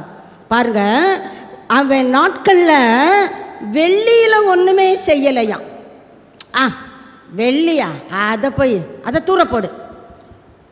பயிர் வகைகளை வெயிலிலே உலர்த்தி கொண்டிருப்பார்களாம். அதை உலர்த்தி கொண்டிருக்கிற பெண்மணி என்ன செய்வாங்களாம், கழுத்தில் காதில் மாட்டி இருக்கிற அந்த ஆபரணத்தை கலற்றி அந்த காக்காயை எறிவாங்களாம். ஷூ அப்படின்னு வாங்கலாம். ஏன் ஷூனா போகாதா? காதில் இருக்கிறத கலட்டி எரியணும்னா அப்போ எந்த அளவிற்கு வளம் மிகுந்த ஒரு தேசமாக, ஒரு மனிதனாக இவன் நமக்கு காணப்படுகிறான். சாலமோனின் நாட்களில் வெள்ளி ஒரு பொருளாய் எண்ணப்படவில்லை. சில வீடுகளிலே ஒரு ஊழியர் அடிக்கடி சொல்லுவார், காசு அங்கங்கே கிடக்கும். உடனே சொல்லுவார், சாலமோன் நாட்களிலே வெள்ளி ஒரு பொருட்டாய் எண்ணப்படவில்லை, எங்கே பார்த்தாலும் செதறி கிடக்கு உங்கள் வீட்டில் அப்படின்னு சொல்லுவார். சாலமோன் நாட்களில் எப்படி ஒரு வெள்ளி பொருட்டாய் எண்ணப்படலையோ அது மாதிரி நீங்களும் இதெல்லாம் என்ன பண்ண மாட்டேங்கிறீங்க, ஒரு பொருட்டாய் எண்ணப்படவில்லை. பாருங்க, அடுத்து வாசிக்கலாம், 22க்கு வருவோம். சமுத்திரத்திலே இந்த லீபனோனின் வனம் என்கிற மாளிகையை குறித்து நம்ம பேச வேண்டும் என்றால் பல மணி நேரங்கள் பேசலாம். அற்புதமான மாளிகை, எல்லாம் பசும் பொன்னினால், ஒரிஜினல் தங்கத்தினால் செய்யப்பட்ட ஃபர்னிச்சர்ஸ், சேர், டேபிள், சோஃபா, கதவு, ஜன்னல், அந்த சீலிங், ரூஃப் எல்லாமே கோல்டுங்க. அப்போ எப்படி அது தக தக தகன்னு இருக்கும். கொஞ்சம் நம்முடைய கற்பனையிலே அந்த மாளிகைக்கு போயிட்டு தான் வருவோமே, பார்ப்பதற்கு நன்றாக இருக்கும் அல்லவா? பார்ப்பதற்கே நன்றாக இருக்குன்னு சொன்னால், சமீபத்திலே நமக்கு தெரியுமோ தெரியாதோ, ஒரு உயர்ந்த அதிபர் ஒருவர், அவருடைய வீட்டு குழாயெல்லாம் கோல்டிலே இருந்ததாம். அவருடைய மரணத்திற்கு பிறகுதான் அதை பார்த்தார்களாம். குழாயவே இந்த ஆள் கோல்டில் வச்சுருக்காண்டா அப்படி. சாலமோன் சொல்லுவான், என்னடா குழாயை கோல்டுலன்ற, என் வீடே கோல்டுடான்வான். நீ என்ன ஒரு குழாயை கோல்டில் வச்சுக்கிட்டு பெருசாக மேன்மை பாராட்டுகிற? நான் லீபனோன் வனம் என்கிற ஒரு மாளிகையையே ஒரு சொக்க தங்கத்தினாலே நான் அமைத்தவன் அல்லவா? என் வாழ்நாளிலே வெள்ளி ஒரு பொருட்டாக எண்ணுவதில்லை. அது மாத்திரமல்ல, சமுத்திரத்திலும் இவனுக்கு அநேக ஐஸ்வர்யங்கள் உண்டு. கப்பல்கள், வியாபார கப்பல்கள், தர்ஷீஸின் கப்பல்கள் இருந்தது, சரக்கு கப்பலும் இருந்தது, ஆட்களை ஏற்றி இறக்குவதற்கான கப்பல்களும் இருந்தது. தர்ஷீஸின் கப்பல்கள் 3 வருஷத்துக்கு ஒரு தரம், பாருங்க, இந்தியா கூடயும் அவை ட்ரேடு பண்ணி இருக்கிறான். அதை அழகாக நீங்கள் ஆங்கிலத்திலே படித்தால் தெரிந்து கொள்ள முடியும். 3 வருஷத்துக்கு ஒரு தரம் பொன்னையும் வெள்ளியையும் யானை தந்தங்களையும் இதெல்லாம் இந்தியாவிலிருந்து அவன் வருவித்துக் கொள்ளுகிறான். குரங்குகளையும் மயில்களையும் இதெல்லாம் இந்திய ப்ராடக்ட்ஸ். நம்முடைய இந்திய தேசத்திலிருந்து அவன் வியாபாரம் செய்த காரியங்கள். அடுத்து பார்க்கிறோம், பூமியின் சகல ராஜாக்களை பார்க்கிலும் ராஜாவாகிய சாலமோன் அவை கேட்டது ஞானம் மட்டும்தாங்க. ஞானத்தை தாரும். இந்த ஜனங்களை நான் வழி நடத்தணும், எனக்கு அறிவே இல்லை, அறிவையும் புத்தியையும் தாரும், அண்டர்ஸ்டாண்டிங்கை தாரும். கேட்டது அது ஒன்று தான். ஆனால் கர்த்தர் கேட்டதை மட்டும் கொடுத்துருக்கலாம் தானே. சில பேர் ஜெபித்து முடிப்பாங்க, பார்த்துருக்கீங்களா? நாங்கள் கேட்டதையும் கேட்க மறந்ததையும் எங்களுக்கு தந்தருளும். ஒருவேளை ஆண்டவர் அந்த ஜெபத்தில் கொஞ்சம் கவனித்தாரோ என்னவோ. ஞானத்தையும் கொடுக்கிறார், கேட்காத ஐஸ்வர்யத்தையும் கொடுக்கிறார். இவன் ஐஸ்வர்யத்தில் எப்படி இருந்தான்? சிறந்தவனா, கிரேட் மேன், சிறந்தவனாயிருந்தான். பாருங்க, இப்படிப்பட்ட மனிதன் வீழ்வதற்கான வாய்ப்புகள் இவனை தேடி வருகிறது. நம்ம ஆராதித்து பாடினோம், கர்த்தர் எனக்கு ஆதரவாக இருந்தார், என்னை உயரத்தில் வைத்தார். எல்லாம் நல்லது தான். உயரத்தில் வைக்கும்போது நாம் அவரை தள்ளிவிட்டு விடுகிறோமே. நீ கிளம்பிரும் ஆண்டவர், இனிமேல் நான் பார்த்துக்கிறேன். அப்படித்தான் சாலமோன் கர்த்தரோடு அவனுடைய இருதயம் உத்தமமாக இருக்கவில்லை. அந்த 11:6 வருவோம். கர்த்தரை அவன் பூரணமாய் பின்பற்றாமல், கர்த்தரின் பார்வை, இவன் பார்வைக்கு அதனால ஒன்றும் இல்லை. கர்த்தர் நம்மை உயரத்திலே வைக்கும் பொழுது, நம்மை மேன்மைப்படுத்தும் பொழுது, நம்மை ஐஸ்வர்யத்தால் நிறைத்தருளும் பொழுது நம்முடைய நினைவுகள் எங்கே போய்விடுகிறது? ஏன் பார்வைக்கு நான் கரெக்டாக இருந்தால் போதும். ஆனால் வேதம் எதிர்பார்க்கிறது, கர்த்தரின் பார்வைக்கு அவன் செம்மையானதை செய்வான் என்று எதிர்பார்க்கிறது. லவோதிக்கேயா சபையும் வெதுவெதுப்பாக இருக்குது. கோல்டு வாட்டர் என்ன பண்ணோம்? நம்மை ரெஃப்ரெஷ் பண்ணும். ரொம்ப வெயிலில் நீங்கள் ஒரு சில் பானம் குடிக்க தானே விரும்புவீர்கள். கொதிக்க கொதிக்க தண்ணி கொடுத்தா குடிப்பீங்களா? குடிக்க மாட்டேன். குளுகுலுன்னு கொடுங்கங்க, சில்லுன்னு கொடுங்க. அட்லீஸ்ட் தண்ணியவாது சில்லுன்னு கொடுங்க. ஏன்? கோல்டு ரெஃப்ரெஷஸ், நம்மை அது புத்துணர்ச்சி ஆக்குகிறது. Hot water heals. சுடு தண்ணீர், மருத்துவ உலகமே சொல்லுகிறது, நீங்கள் சுடுதண்ணீரை எடுத்துக்கொண்டே இருப்பீர்களானால் உங்களுக்கு வரக்கூடிய அந்த நோய்க்கான வாய்ப்புகள் குறைவு. நீங்கள் சுடுதண்ணி எடுப்பீங்க. Hot water heals, cold water refreshes. ஆனால் நீ எப்படி இருக்கிற? லுக்வார்ம், வெதுவெதுப்பாக இருக்கிற. இந்த லவோதிக்கேயா பட்டணத்திலே ஆங்காங்கே நீர் ஊற்றுகள் கொதி தண்ணீரை கொப்பளிக்குமா. இவர்கள் அந்த கொதி தண்ணீரை எடுத்துட்டு வந்து என்ன பண்ணுவார்களாம்? சற்று ஆறட்டும் என்று விட்டு விடுவார்களாம். எனக்கு தெரியாதுங்க, வரலாறு நீங்கள் கவனித்து பார்ப்பீர்களானால் அறிந்து கொள்ள முடியும். இவர்கள் அந்த கொதிக்கிற நீரை கொண்டு வந்து அதை ஆறட்டும் வைத்து விடுவார்களாம். அது எப்படி மாறிவிடும்? வெதுவெதுப்பான நிலைமைக்கு வந்துவிடும். இந்த வெதுவெதுப்பை குறித்து கர்த்தர் நமக்கு என்ன சொல்லுகிறார்? வாசிக்கலாம் பாருங்க. வெளிப்படுத்தல் 3:17 வருவோம்.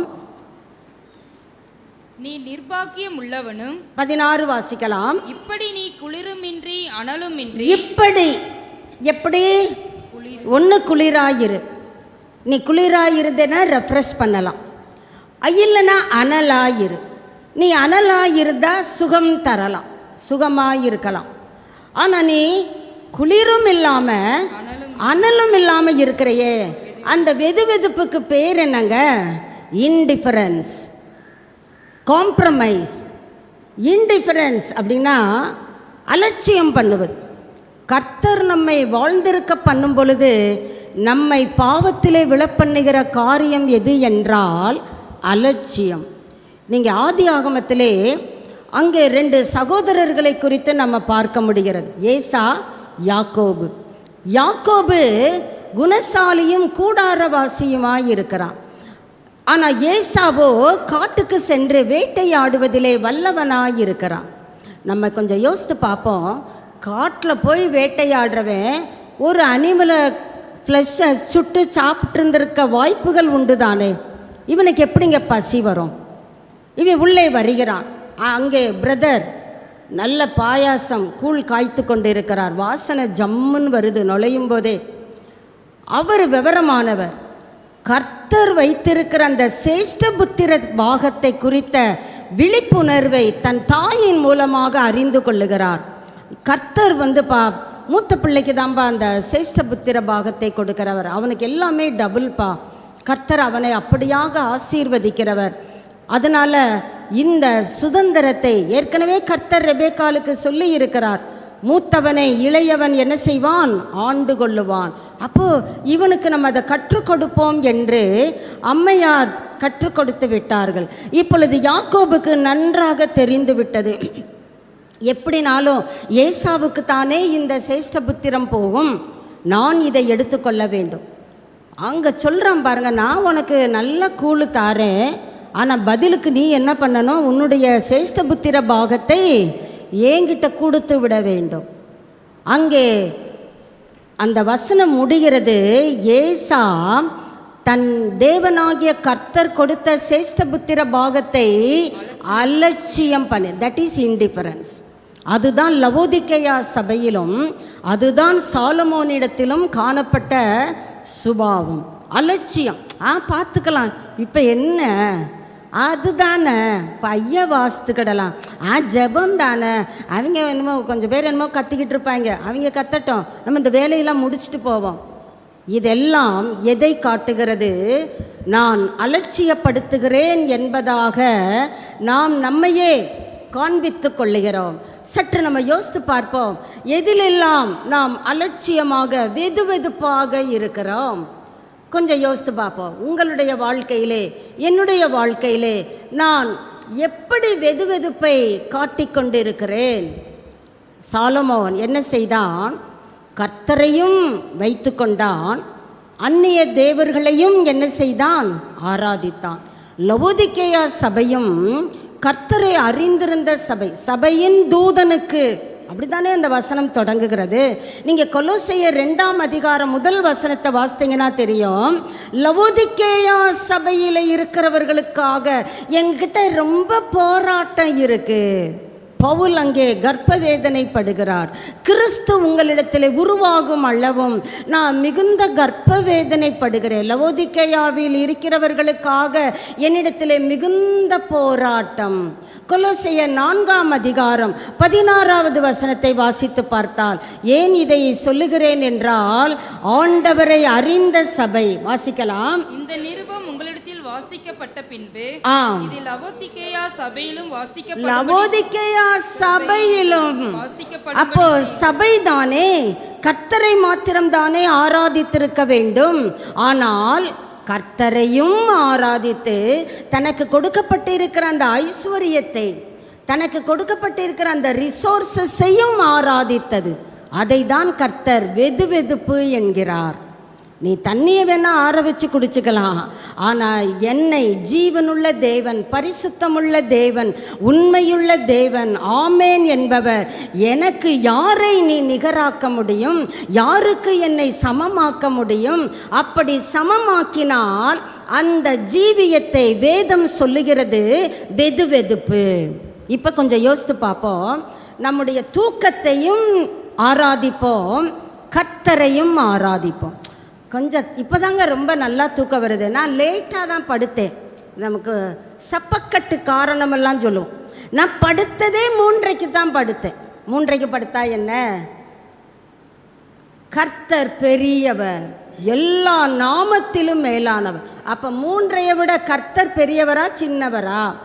நான் 3:30க்கு தான் படுத்தேன். போங்க, நீங்கள்லாம் போங்க, நான் வாரேன். நீ முன்னாலே போ, நான் பின்னாலே வாரேன். அதுக்கு பேர் என்னங்க? வெதுவெதுப்பு.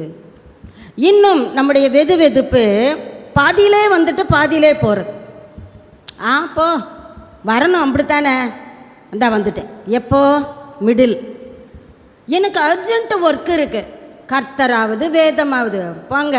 நீங்கள் விஐபிஸ், வேலையில்லாத பசங்க. நீங்கள்லாம் யாருங்க? விஐபிஸ், வேலையில்லாத பசங்க. நீங்கள் உட்காந்து தோத்தரான வேண்டியதா? எனக்கு எம்புட்டு வேலை இருக்குது, என்னை அவங்கள பார்க்கணும் இவங்கள பார்க்கணும், அங்கே ஞாயிற்றுக்கிழமை அவன் விட்டுட்டா நான் அவனை தேடி அலையணும். பெரிய பிரசங்கம், அதை நான் யூடியூப்பில் கேட்டுக்கிறேன். நான் அவரை போய் பார்க்க வேண்டும். பாதியிலே வந்து பாதியிலே போவது பேர் என்ன? வெது வெதுப்பு. கர்த்தரை ஆராதிக்கிற, அதோடு கூட மற்ற தேவர்களையும் ஆராதிக்கிறாயே, அந்த வெது வெதுப்பை தான் கர்த்தர் சொல்லுகிறார். உன்னை விட்டு நீ என்ன செய்ய வேண்டும்? அகற்றிக்கொள்ள வேண்டும். அடுத்த வெது வெதுப்பு யூஸ்லெஸ்னஸ். கொஞ்சம் யோசித்து பார்ப்போம். இந்த சாலமோனை வைத்து பின் சந்ததிக்கு ஏதாவது ஒரு பயன் இருந்துச்சாம்? தேசமே ரெண்டா போச்சுங்க. எத்தனை வருத்தமான ஒரு காரியம். இவனுக்கு பிறகு இவன் பிள்ளைங்களே ஒருத்தனுக்கு ஒருத்தன் அடி தடி சண்டை கலகம். காரணம் என்ன? தகப்பனுடைய ஜீவியம் வெது வெதுப்பு, யூஸ்ல, ஒரு பயனும் இல்லை. தாவீதாவது பரவாயில்லன்ற அளவுக்கு சாலமோன் மிகவும் மோசமான நிலைமைக்கு தள்ளப்படுகிறான். கர்த்தரின் பார்வைக்கு அவன் செம்மையானதை செய்யவில்லை. கர்த்தர் வேதனையோடு சொல்லுகிறார், நீ உன் இருதயம் என்னை பூரணமாய் உத்தமமாய் பின்பற்றவில்லையே. அதே கேட்டகரி தான் லவோதிக்கேயா சபை. தனக்கு கொடுக்கப்பட்டு இருக்கிற ஐஸ்வர்யத்தின் மேலே, அந்த மெடிக்கல் நாலேஜில், தனக்கு கொடுக்கப்பட்டு இருக்கிற இயற்கை வளங்களிலே மிகுந்த நம்பிக்கை. போகுது ஒரு சபை, போவோம், இப்போ என்ன, இப்போ ஒன்றும் பிரச்சனை இல்லை, பார்த்துக்கலாம், பைபிள் தானே, படிக்கணும் தானே, வீட்டில் எனக்கு ஒரு காப்பி வச்சுருக்கேன், நான் போய் படிச்சுக்கிறேன். இந்த வெது வெதுப்பு சபையே உன்னிடத்தில் இருந்தால் நீ இன்றைக்கு எழுதிக்கோ, நீ உன் அடுத்த தலைமுறைக்கு பயனற்றவன். கர்த்தர் சொல்லுகிறார், நாம் யூஸ்ஃபுல்லான ஒரு வெசலாக இருக்க வேண்டுமா, யூஸ்லெஸ் வெசலாக இருக்க வேண்டுமா? தீர்மானிப்பது உங்கள் கைகளிலே. உங்கள் கைகளிலே கர்த்தர் கொடுக்கிறார்.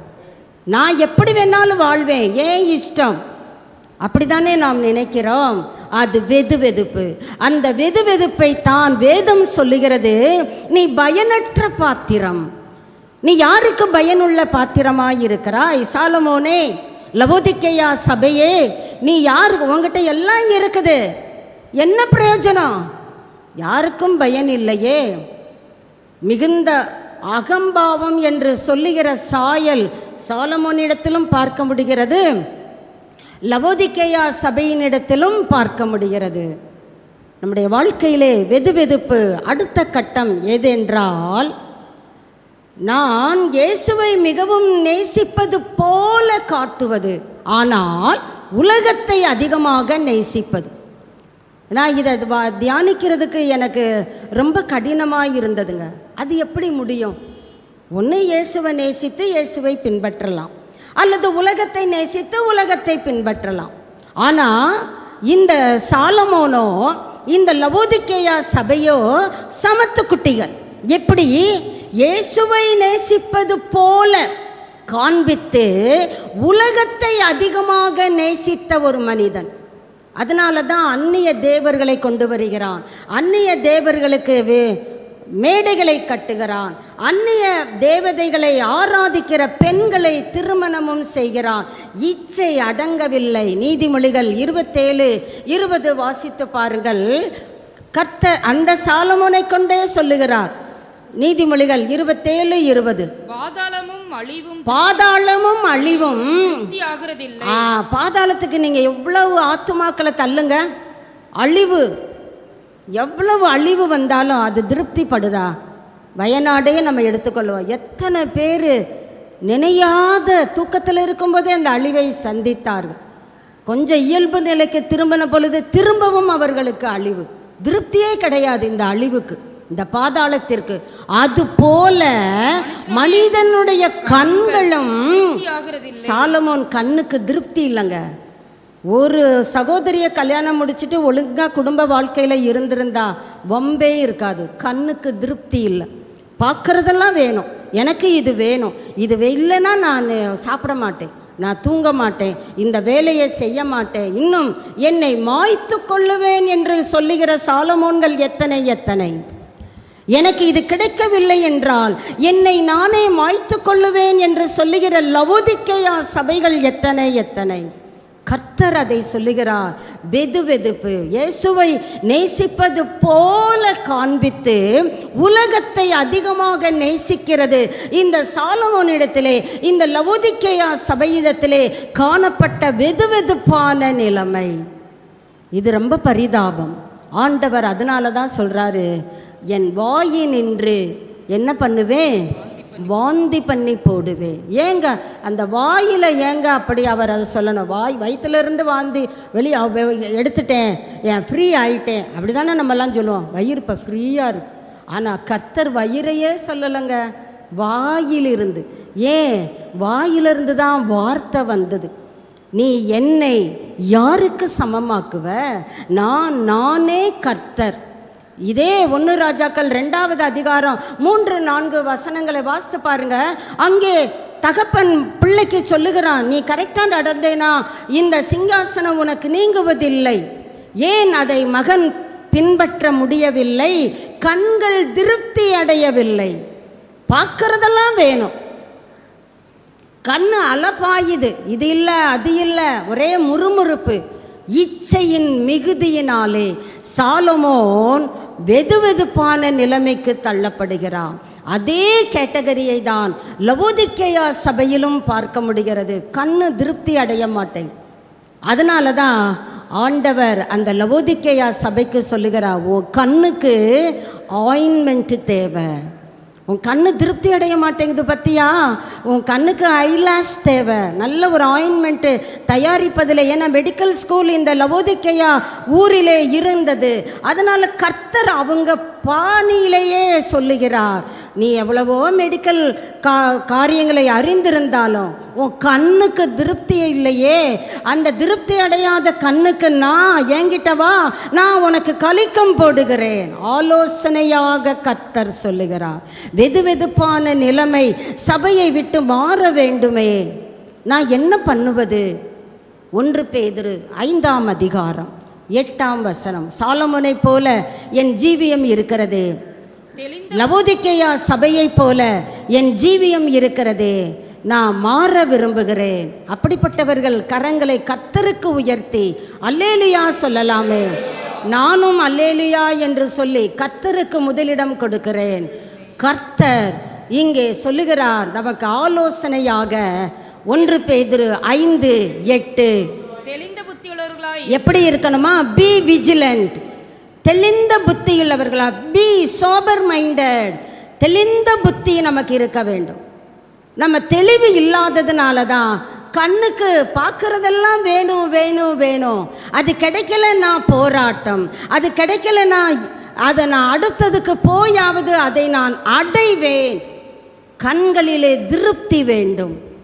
எல்லாம் எனக்கு வேணும் வேணும் வேணும். என்னத்தை தான் நீ எவ்வளோத்தை தான் சம்பாதித்தாலும் நீ என்னதான் செய்ய வேண்டும்? இதை விட்டு விட்டுத்தான் வெறும் கையனாய் தான் அங்கே நித்தியத்திற்குள்ளே போக வேண்டும். பிறகு எதுக்கு வீணாக உன்னுடைய பிரயாசங்களை செலவழிக்கிறாய்? தெளிந்த புத்தியோடு இரு, விழிப்பாயிரு. ஏன்? நம்முடைய எதிராளி என்ன செய்கிறான்? யாரை விழுங்கலாமோ, யாரை மென்று சாப்பிடலான்னு சொல்லலைங்க. அவன் உங்களை, அது ஒரு மொழிபெயர்ப்பிலே ரொம்ப அழகாக இருந்தது. சும்மா நக்கி பார்க்கலான்னு உங்ககிட்ட வருவான்னு நினச்சிங்களா? அந்த ஸ்காலர் அழகாக சொல்லுகிறார். சும்மா சாத்தா உங்ககிட்ட அப்படி மோந்து பார்த்துட்டு போயிடுவான்னு நினைக்கிறீங்களா? நினச்சி கூட பார்க்காதீங்க. சாத்தான் உங்ககிட்ட லேசாக நீங்கள் இனிப்பாக இருக்கீங்களா, துவர்ப்பாக இருக்கீங்களா, கசப்பாக இருக்கிறீங்களா, உரைக்கிறீங்களான்னு கொஞ்சம் உங்களை நக்கி பார்ப்பான்னு நினைக்கிறீங்களா? நினச்சி கூட பார்க்காதீங்க. உங்களை முள்ளிங்கிடுவான், உங்களை டிவோர் பண்ணிடுவான். So be vigilant, so be sober minded. வாலிப பிள்ளையே, நீ தெளிந்த புத்தியோடு இரு. கண்ணுக்கு எல்லாம் அதிருப்தியானது தோன்றுதா? ரிஜெக்ட் பண்ண கற்றுக்கொள். கண்கள் திருப்தி ஆகிறதில்லை. சாலமோனுக்கு அந்த நிலைமை, லவோதிக்கேயாவுக்கு அந்த நிலைமை. ஒருவேளை என்னை கேட்டுக்கொண்டு இருக்கிற உனக்கும் இந்த நிலைமை என்றால், கர்த்தர் இந்த காலை வேளையிலே நமக்கு ஆலோசனையாக சொல்லுகிறார், நீ தெளிந்த புத்தியோடு இரு. பிசாசு உன்னை விழுங்கலாமான்னு வகை தேடி உன்னை சுற்றி சுற்றி தான் வர்றான். ஒரு பாட்டு கூட உண்டு, சுற்றி வருவான் சாத்தான் உன்னை சும்மா விட மாட்டான். அவன் பார்த்துட்டு ஓடி போயிடுவான். இது புளிக்கும்னு சொல்லிட்டு ஓடி போகவே மாட்டான். பழம் புளிச்சாலும் பரவாயில்ல, நான் முழுங்கிடுறேன். சில பழங்கள் புளிப்பு சுவை கொடுத்தா கூட நீ உடம்புக்கு நல்லது அப்படியே முழுங்கிக்கோ. பிசாசு அப்படி தான் சொல்லும், இதை நான் முழுங்கிக்கிடுவேன். ஆண்டவர் சொல்லுகிறார், நீ கவனமாயிரு. உன்னுடைய அப்போது நான் எப்படிங்க, நான் ரொம்ப கவனமாக தான் இருக்கிறேன், ஆனாலும் தடுமாறி போய் விடுகிறேன். அப்படி தானே நம்முடைய வாழ்க்கையில் அநேக நிலைமைகள் காணப்படுகிறது. நான் கவனமாக தான் போகிறேன், என்னன்னே தெரியல, எப்படின்னு தெரியல, சறுக்குன்னு வலிக்கு விழுந்துட்டேன். அப்படி என்றால் சங்கீதம் 91:3 கர்த்தர் உனக்கு சொல்லுகிறார், அவர் உங்களை அல்ல, உன்னை வேடனுடைய கண்ணிக்கும் பாழாக்கும் கொள்ளை நோய்க்கும் தப்புவிப்பார். நீ அவர்கிட்ட உன்னுடைய பாரங்களை சொல்லிவிடு.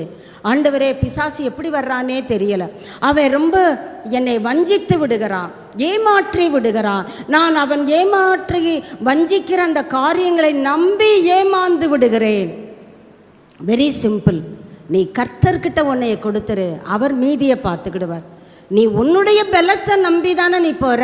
அப்படி தான் சாலமோன் நினச்சார், நான் உத்தமமாக இருப்பேனாக்கும். அதனால் சபையாரே நீங்களும் உத்தமமாக இருங்க சொன்னவருக்கு 2 அதிகாரங்களுக்கு கூட அந்த உத்தமத்தை சரியாய் காத்துக்கொள்ள முடியவில்லையே. அந்நிய தேவதைகளை பின்பற்றும்படி ஸ்திரீகள் அவனுடைய இருதயத்தை சாய்த்து விட்டனரே. கண்ணு திருப்தி அடையலனா அது உன்னை அந்நிய தேவதைகளுக்கு சாய்த்து விடும்.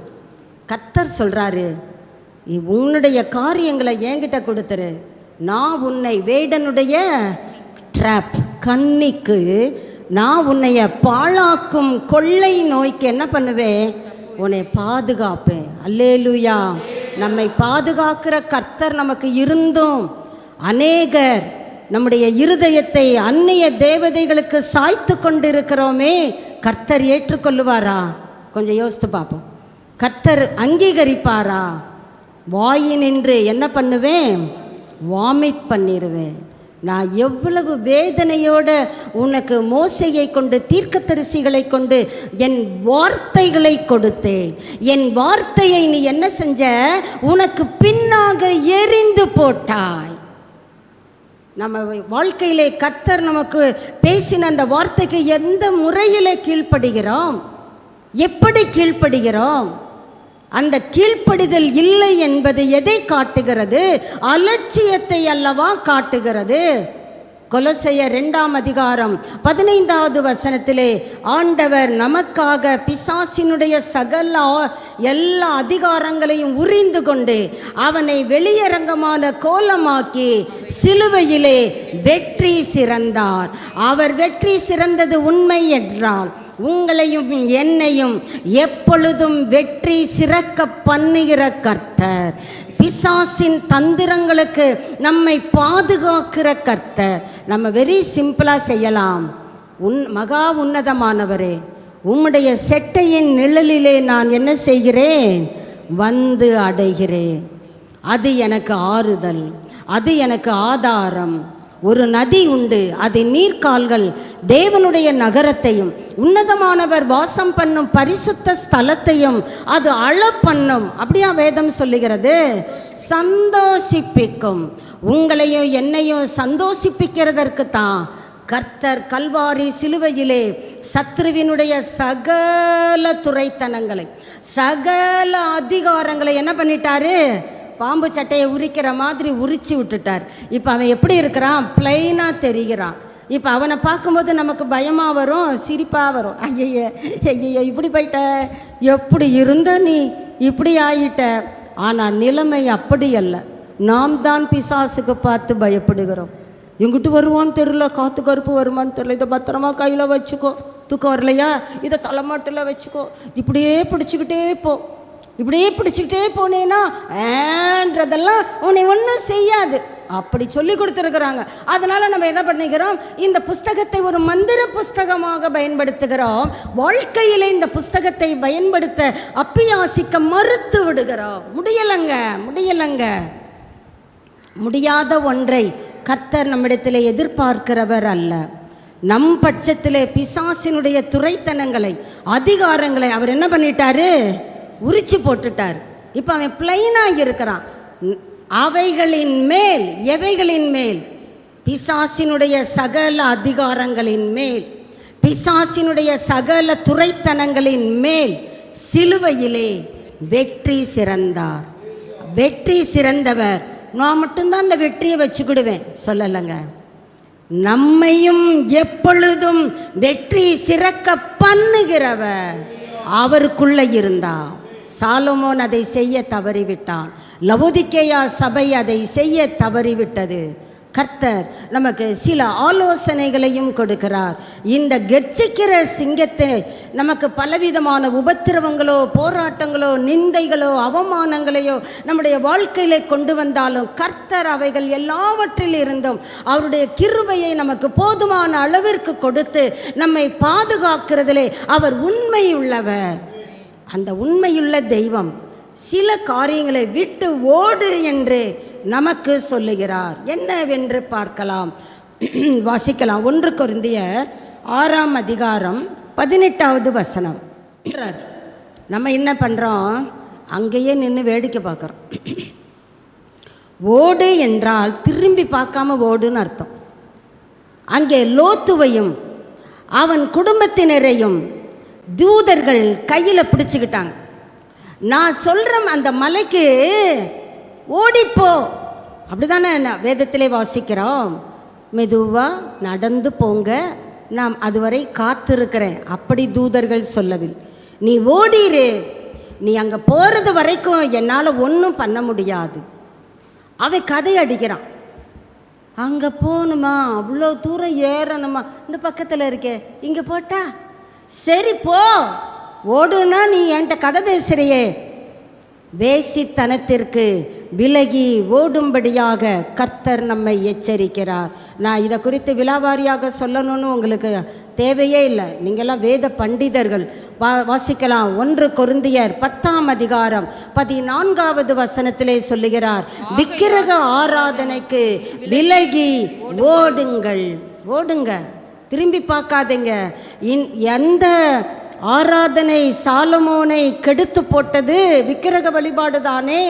எந்த வழிபாடு லவோதிக்கேயா சபையை வாந்தி பண்ணி போட வைத்தது? விக்கிரக வழிபாடு தானே, வெதுவெதுப்பான நிலைமை தானே.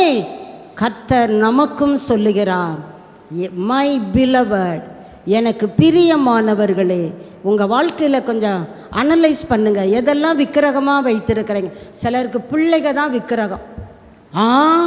யாம் பிள்ளை, உன் பிள்ளை தான், யார் இல்லைன்னு சொன்னால் அதை 10 தடவை சொல்லணுமாக்கும். யாம் பிள்ளை, அது கர்த்தர் கொடுத்ததுன்றதெல்லாம் அப்புறம்தான். சிலருக்கு தங்களுடைய சொந்த விருப்பங்கள் தான் விக்கிரகம். எனக்கு நல்லா தூங்கணுங்க, எனக்கு நல்லா சாப்பிடணுங்க, இந்த உலகத்தில் வேறு என்னங்க அனுபவிக்க முடியும்? நியாயப்படுத்துவது. அந்த விக்கிரகத்திற்கு நான் ஆராதனை செய்கிறது நியாயம்தானே.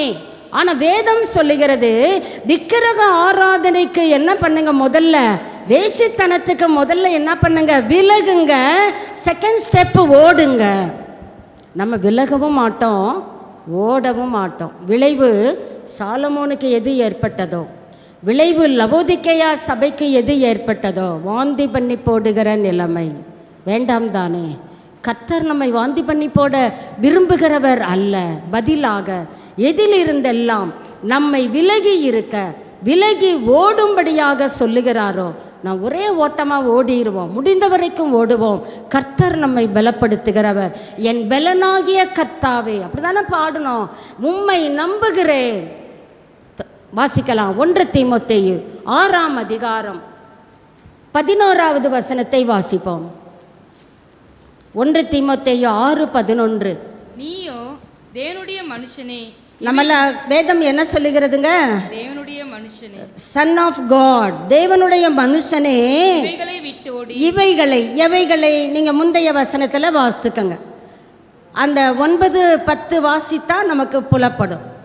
எவைகளிலிருந்து விட்டு ஓடி, விலகி ஓடி. ஒரே பதம்தான்.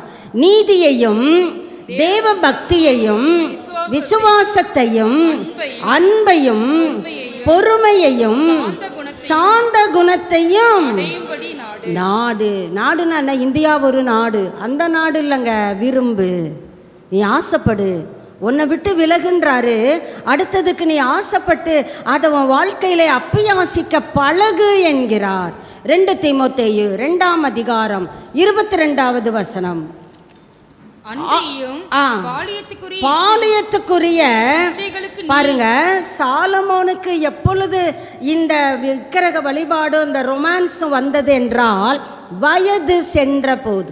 சில நேரம் நம்ம யோசிக்கிறோம், ஏஜ் அண்ட் எக்ஸ்பீரியன்ஸ் எனக்கு இருக்கு, அதனால நான் எதை வேணாலும் செய்வேன்.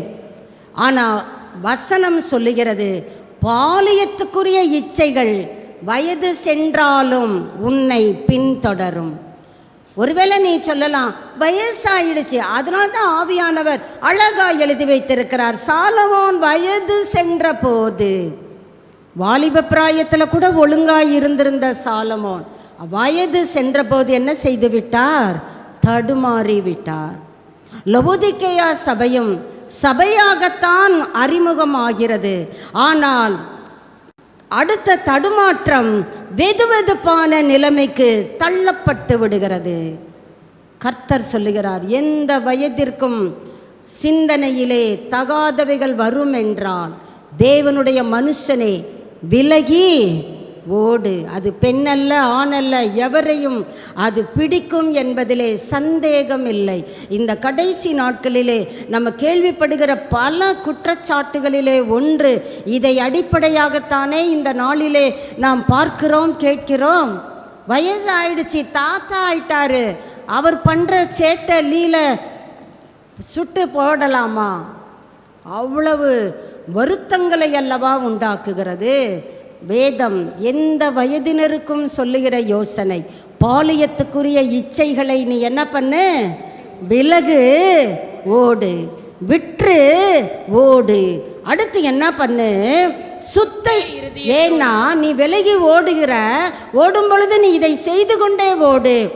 உன் இருதயம் வெறுமையாக இருந்தா அவன் பார்ப்பான், இது நான் ஏற்கனவே குடியிருந்த வீடு, இதில் அழகாக பெருக்கி ஜோடிக்கப்பட்டு இருக்கிறது, நான் இப்போ சுகமாக வாசம் பண்ணலாம். நான் மட்டும் வாசம் பண்ணால் நல்லாவா இருக்குது? என் ஃப்ரெண்ட்ஸ் எல்லாம் நிறைய பேர் இருக்கிறாங்க, அவங்கள என்னை விட பவர்ஃபுல், அவங்களையும் கூட்டிகிட்டு வந்து இந்த வீட்டில் நாங்கள் ஜாலியாக இருக்க போகிறோம். கவனம். சாலமோனே கவனம், லவோதிக்கேயாவே கவனம். இருதயம் வெறுமையாக இருந்தால் போவான் சத்துரு, அவன் மட்டுக்கும் வரமாட்டான், தன்னிலும் பொல்லாத வேறு 7 ஆவிகளையும் அழைச்சிட்டு வருவான். அவனுக்கு இருக்கிற ஆத்தும பாரம் கூட இன்னைக்கு நமக்கு இல்லைங்க. நான் மட்டும் இந்த இன்பத்தை பெறணுமா? பெருகையும் வையகம் எல்லாரையும் கூட்டிகிட்டு வந்துடுவான். அந்த மனிதனுடைய முன்னிலைமையை பார்க்கிலும் பின்னிலைமை அதிக கேடு. நம்ம இருதயம் வெறுமையாக இருக்கக்கூடாது. என்ன பண்ணணும்? சுத்த இருதயத்தோடு கர்த்தரை தொழுது கொள்ளுகிற ஒரு குரூப்பு இருக்குது, மீதியான ஜனம் ஒரு குரூப் இருக்கிறது. அவங்க விரல் விட்டு எண்ணீரலாம். நீ யோசிக்கலாம், அவங்களுக்கு இந்த இம்புடுக்கான கொஞ்சம்தான் அவங்க. அந்த கொஞ்ச ஜனமாக இருந்தாலும் அவங்க சுத்த இருதயமாக இருக்கிறாங்களா செக் பண்ணு. கர்த்தரை தொழுது கொள்ளுகிறார்களா செக் பண்ணு. அடுத்து என்ன பண்ணு? அவங்களோட நீ சேர்ந்துக்கோ. வாசிக்கலாம், சுத்த இருதயத்தோடு கர்த்தரை தொழுது கொள்ளுகிறவர்களுடனே நீதியையும் விசுவாசத்தையும் அன்பையும் சமாதானத்தையும் அடையும்படி நாடு. விரும்பு. நாம் விருப்பம் அடைவோமா? எனக்கு இந்த விருப்பம் இருக்குங்க, இதெல்லாம் இனிமேல் நான் விட்டுற போகிறேன், இதை நான் பெற்றுக்கொள்ள போகிறேன். அப்படியே அந்த கரங்களை உயர்த்தினவர்களுக்காக கர்த்தருக்கு மகிமை செலுத்துகிறேன். நாம் தலைகளை தாழ்த்துவோம். சாலமோனுடைய இருதயம் கர்த்தர் பார்வைக்கு செம்மையானதை செய்யவில்லை. ஏனென்றால் அவன் தேவனோடு உத்தமமாயிருக்கவில்லை. காலேப், யோசுவா, தாவீது எப்படிங்க உத்தமம் சொல்ல முடியும்? ஆனால் ஆண்டவர் அதையும் எழுதி வைத்து விட்டார். உரியாவின் மனைவி சங்கதி தவிர அவன் என்னோட உத்தமமாக இருந்தான். அவன் சர்வை பண்ணிக்கிட்டான். பிழைக்கிறதுக்கான வழியை தாவீது தெரிந்து கொண்டான். 51ஆம் சங்கீதத்தை நீங்கள் வாசித்தீங்கன்னா தெரியும். அவனுக்கு பாவத்தை ஆண்டவர் தீர்க்கதரிசியை கொண்டு உணர்த்தின பொழுது, நான் பாவம் செய்தேன். ஒரு இடத்துல சொல்கிறான், நான் அதிகமாய் பாவம் செய்தேன். பாவங்களை மறைக்கிறவனுக்கு வாழ்வு இல்லை என்பதற்கு சாலமோன் ஒரு உதாரணம் அன்றோ. பாவங்களை மறைக்கிற லவோதிக்கேயா சபை வாழ்வடைய முடியாது. ஆனால் அறிக்கையிட்டு அவைகளை விட்டு விலகும் பொழுது கடவுளுடைய இரக்கத்தை பெற முடியும். ஆண்டவரே, எனக்கு இன்னைக்கு உங்கள் கண்களில் இரக்கம் கிடைக்கட்டும். என்னுடைய பாவங்களை ஒத்துக்கொள்ளுகிறேன், அறிக்கை செய்கிறேன், விட்டு விடுகிறேன். நான் மறைக்கலப்பா. உங்கள் முன்னால் நான் மறைக்க முடியுமா? நீங்கள் சகலத்தையும் உள்ளும் புறம்பும் ஆராய்கிறவர். உங்களுடைய கண்கள் என் இருதயத்தை பரிசோதித்து அறியுமே. ஆண்டவரே, உம்மை ஸ்தோத்தரிக்கிறேன். தேவனாகிய கர்த்தருடைய வாயிலிருந்து வந்த வார்த்தையை நாம் புறக்கணிக்க கூடாது. ஆண்டவரே, உம்முடைய வார்த்தைக்கு நான் என்னை சாய்க்கிறேன். ஆண்டவரே, அந்நிய தேவதைகளுக்கு அல்ல அப்பா, உமக்கே என் இருதயத்தை கொடுக்கிறேன். ஹல்லேலூயா, ஹல்லேலூயா. கர்த்தரை ஸ்தோத்தரிப்போமே. நம்முடைய உள்ளார்ந்த ஜீவியத்தை, அந்த ஆவிக்குரிய வாழ்க்கையிலே நாம் கொண்டிருக்கிற தளர்ச்சியை நமக்கு உணர்த்தின கர்த்தருக்கு நன்றி செலுத்துவோம். இந்த பூலோகத்திலேயே நம்மை சீர்படுத்துகிறாரு, ஸ்திரப்படுத்துகிறாரு. நன்றி ஆண்டவரே. இவ்வளவுதான் நன்றியா? ஹல்லேலூயா, ஹல்லேலூயா, ஹல்லேலூயா.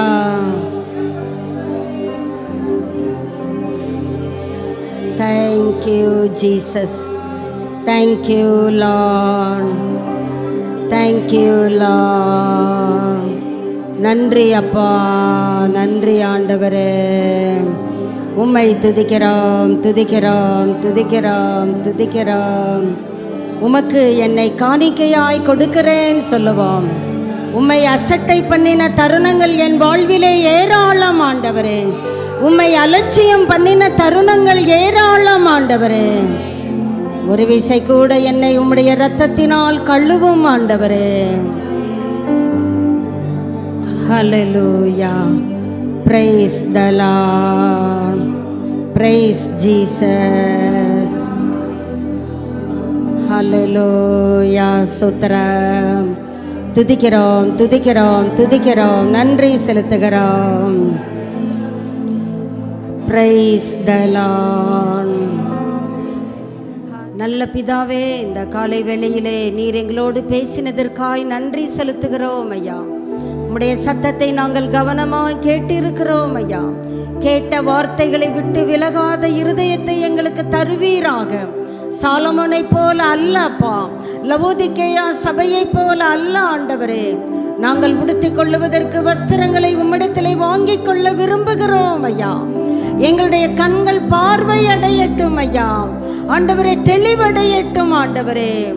எங்கள் கண்களுக்கு நீர் கலிக்கம் போடும்படியாக நீர் கொடுக்கிற ஆலோசனைகளை நாங்கள் ஏற்றுக்கொள்ளுகிறோம் ஐயா.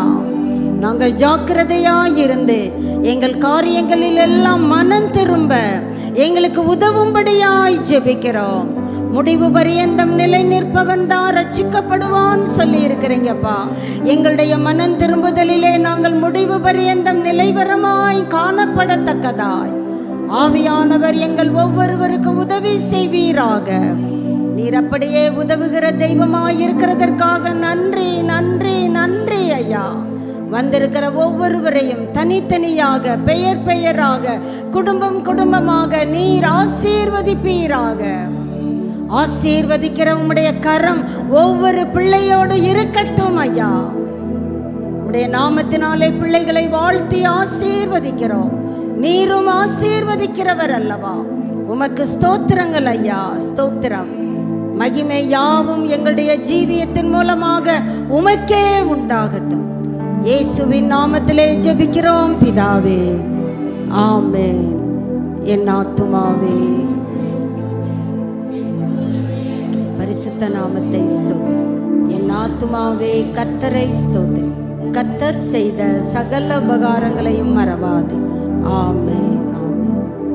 நம்முடைய கர்த்தராகிய இயேசு கிறிஸ்துவினுடைய கிருபையும் பிதாவாகிய தேவனுடைய அன்பும் பரிசுத்த ஆவியானவருடைய அந்யோன்ய ஐக்கியமும் வல்லமையும் வழிநடத்துதலும் பாதுகாப்பும் இன்றும் என்றுமான சதா காலங்களிலும் நம் ஒவ்வொருவரோடும் இயேசுவின் வருகை பரியந்தம் தங்கி இருப்பதாக. ஆமென், ஆமென். God bless you.